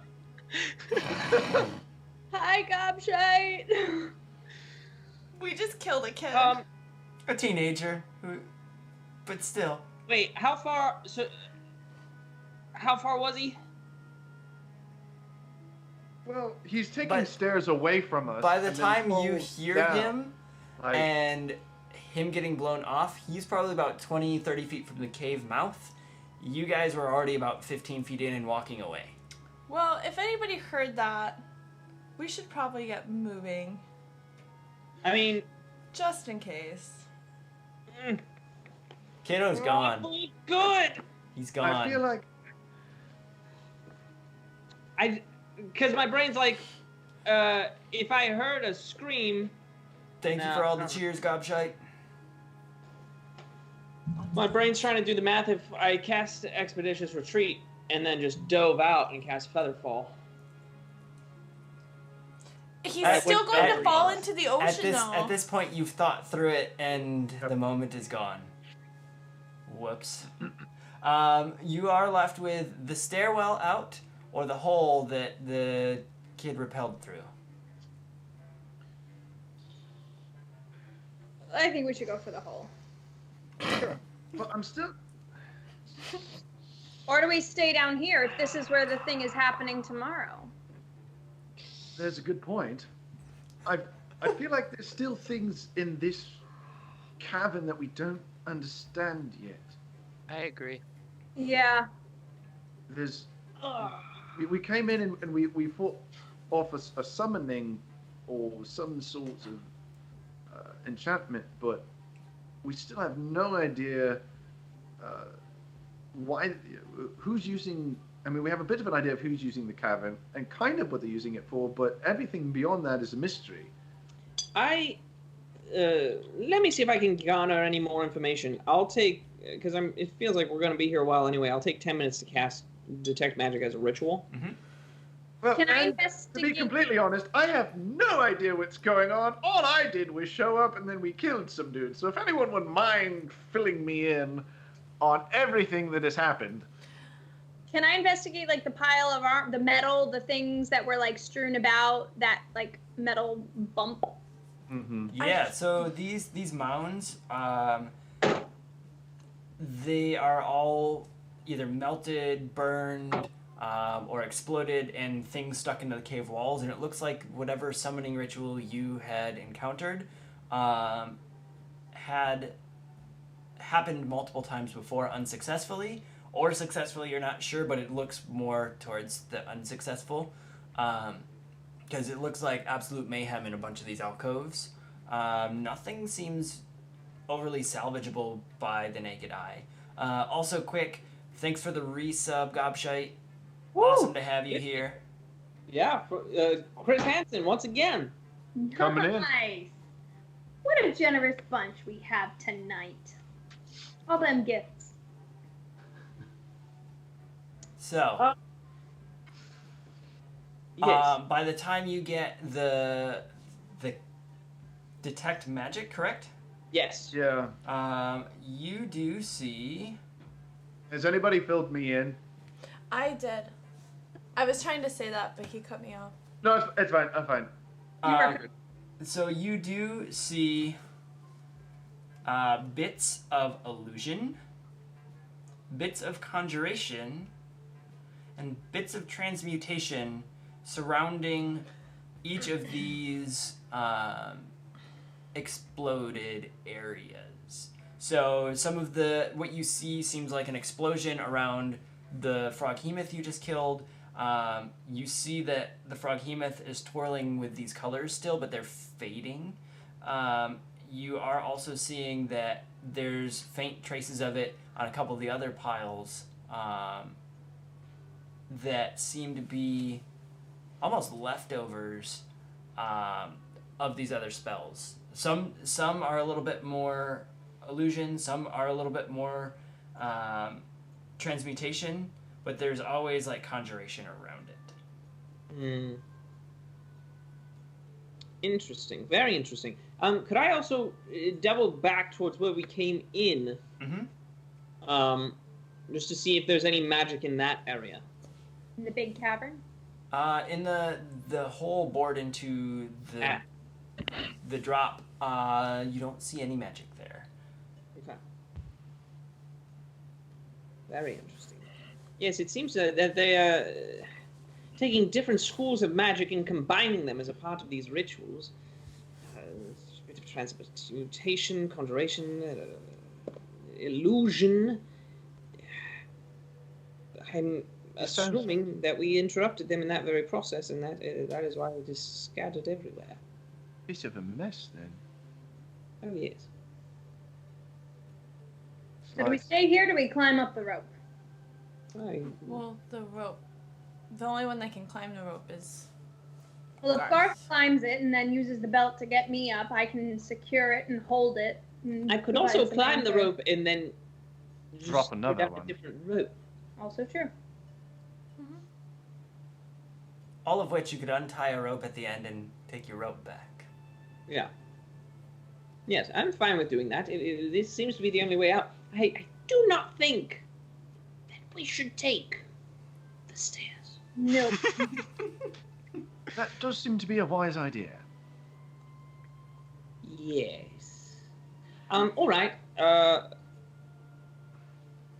Garth, there were Yeah. those scrolls that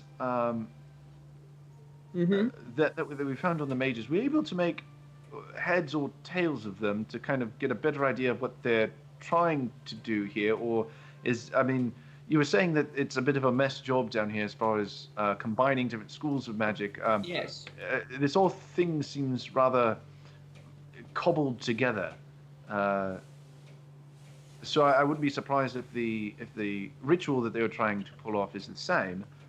But just trying to get an idea of, that creature's very weird, and for them to all be casting it on that creature specifically, like, does it have to be done to that creature? Can it be done on anything, or does it have to be so powerful? And that was the closest creature that fit the parameters.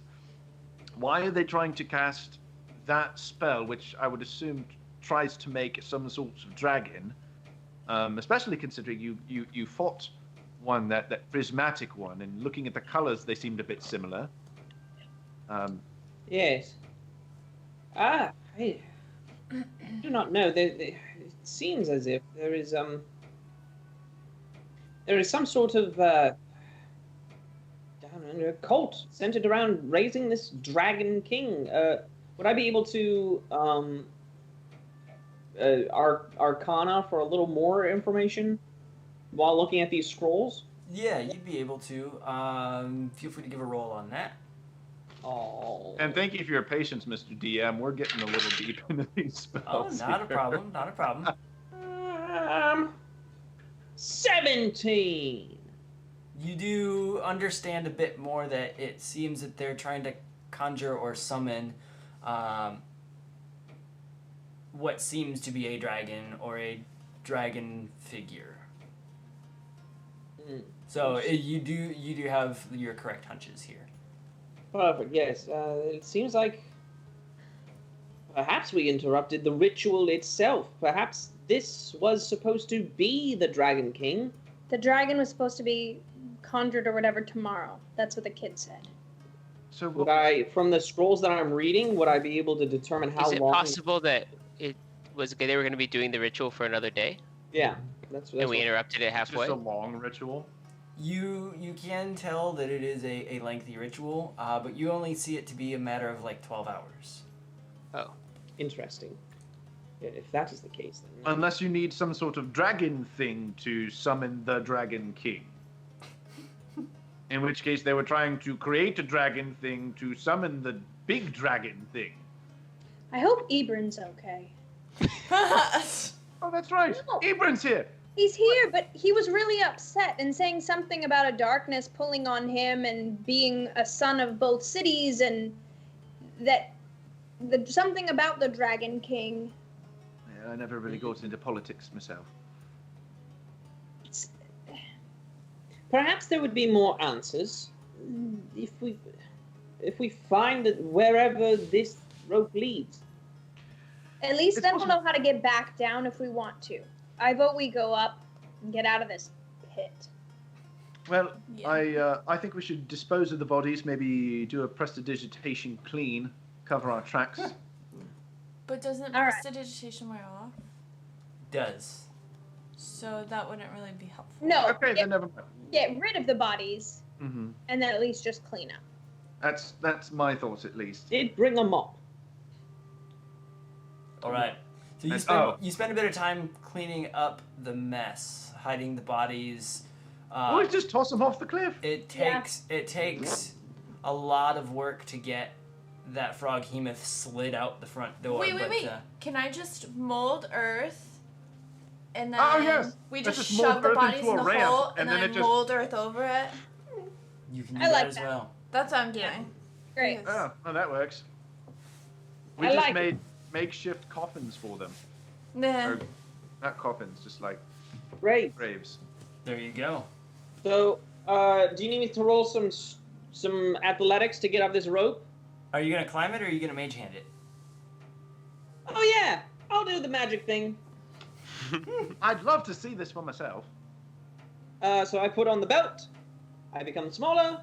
Mage hand comes out. I climb onto the mage hand, hold down two of the fingers as if they are a seatbelt. I grab the other two fingers to fly me around. This is ridiculous. And I love it. I fly up through this entryway. Do I find like a little landing? You do find a little landing. It's a dark, small room. Seems to be like a storage room in a larger building. All right. Then I will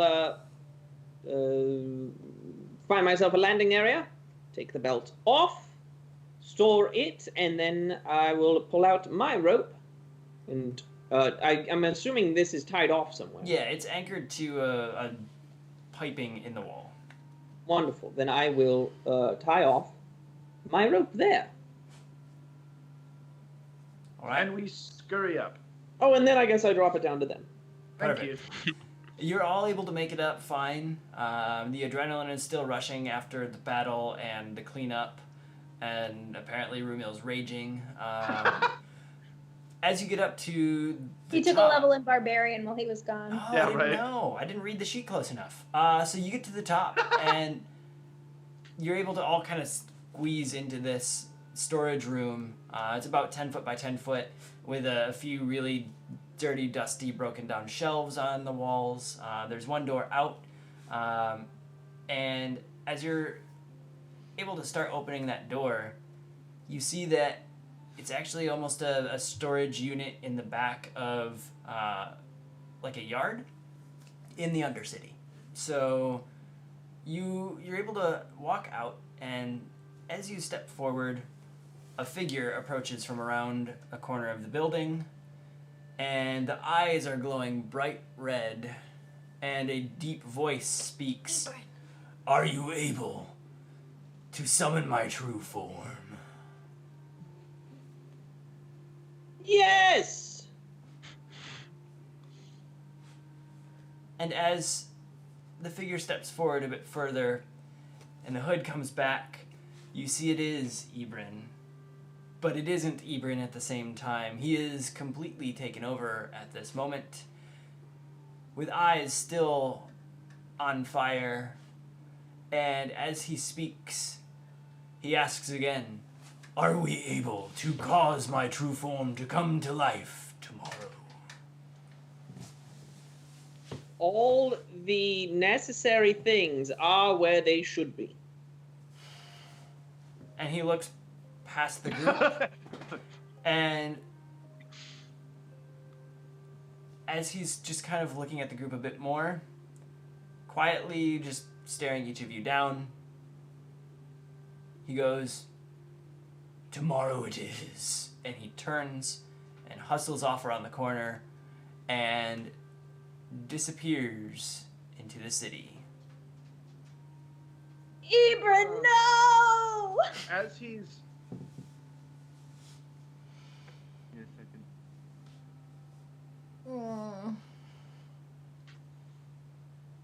Can we follow him? Treat. You may follow him, but he is a rogue, and he's a possessed rogue, so he climbs up a building and over a ledge, and you lose him within a matter of 50 feet.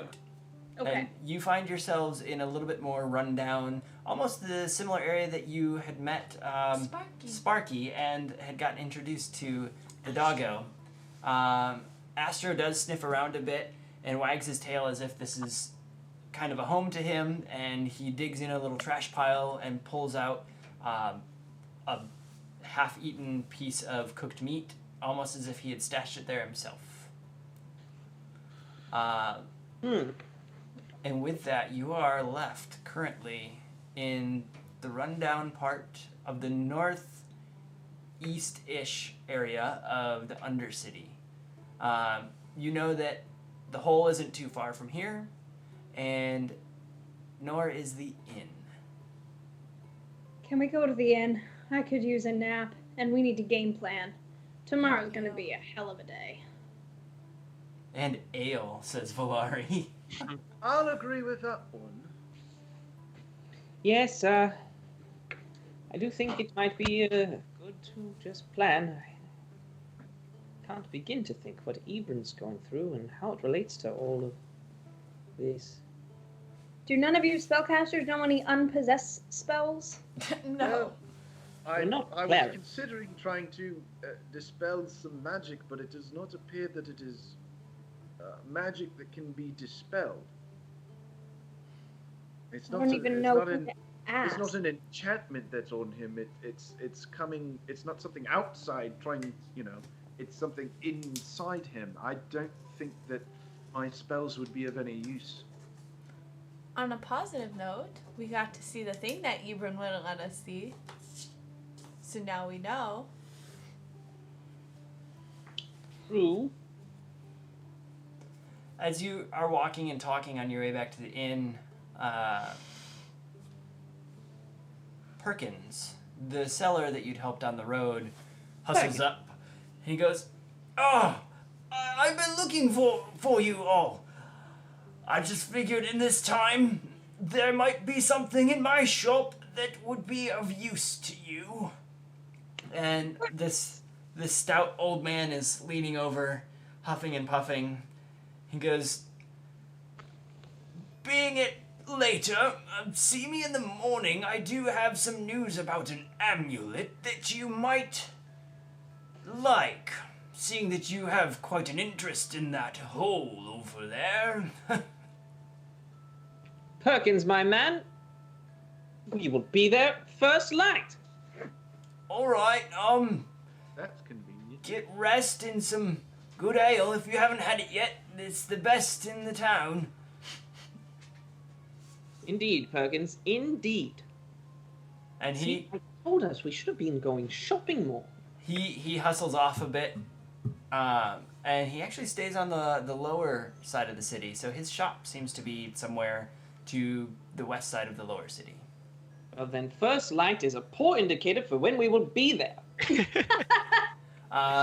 You are greeted by a different barkeep in the inn who doesn't know that you are the ones that caught the inn on fire. You do see a lot of the charred marks have been sanded down. There's still a little bit of disarray left, but it's a very quiet evening, given that the city has imploded on itself. You have your choice of seat, and the barkeep just kind of nods his head and points out to all of the open tables. And as he does, he also then leans back and knocks on the kitchen, pushes the door open a little bit and goes, "Fire up the grills, boys. We'll get you some drinks out there. What kind of drinks can I get for you lot?" Something's. He chuckles and starts pouring the really thick ale that you had previously imbibed. A Man, nice that peanut does butter look stout delicious. if you have it. You're not going for the fudgesicle? Oh, that's good too. Yes, chocolate. All right. Chocolate. There's a mix, but there is a very rich, sticky ale that is the strongest that he's pouring out. Okay, I'll take that one, I guess. Perfect. He pours you all mugs, and your dinner arrives. And here's where we will leave you, resting in the inn, getting ready for a night's rest. Ibrin! But good news, we're playing again next week. Yeah, That's so true. for We don't those have to for those wait of you a whole are 2 weeks. for those of you who are sticking around with us right now, we didn't make the announcement earlier. We should have. We are playing next week because we're back on the 1st and 3rd Saturdays. We just had a little bit of a shuffle for this month, so you get a back-to-back 1st and 3rd.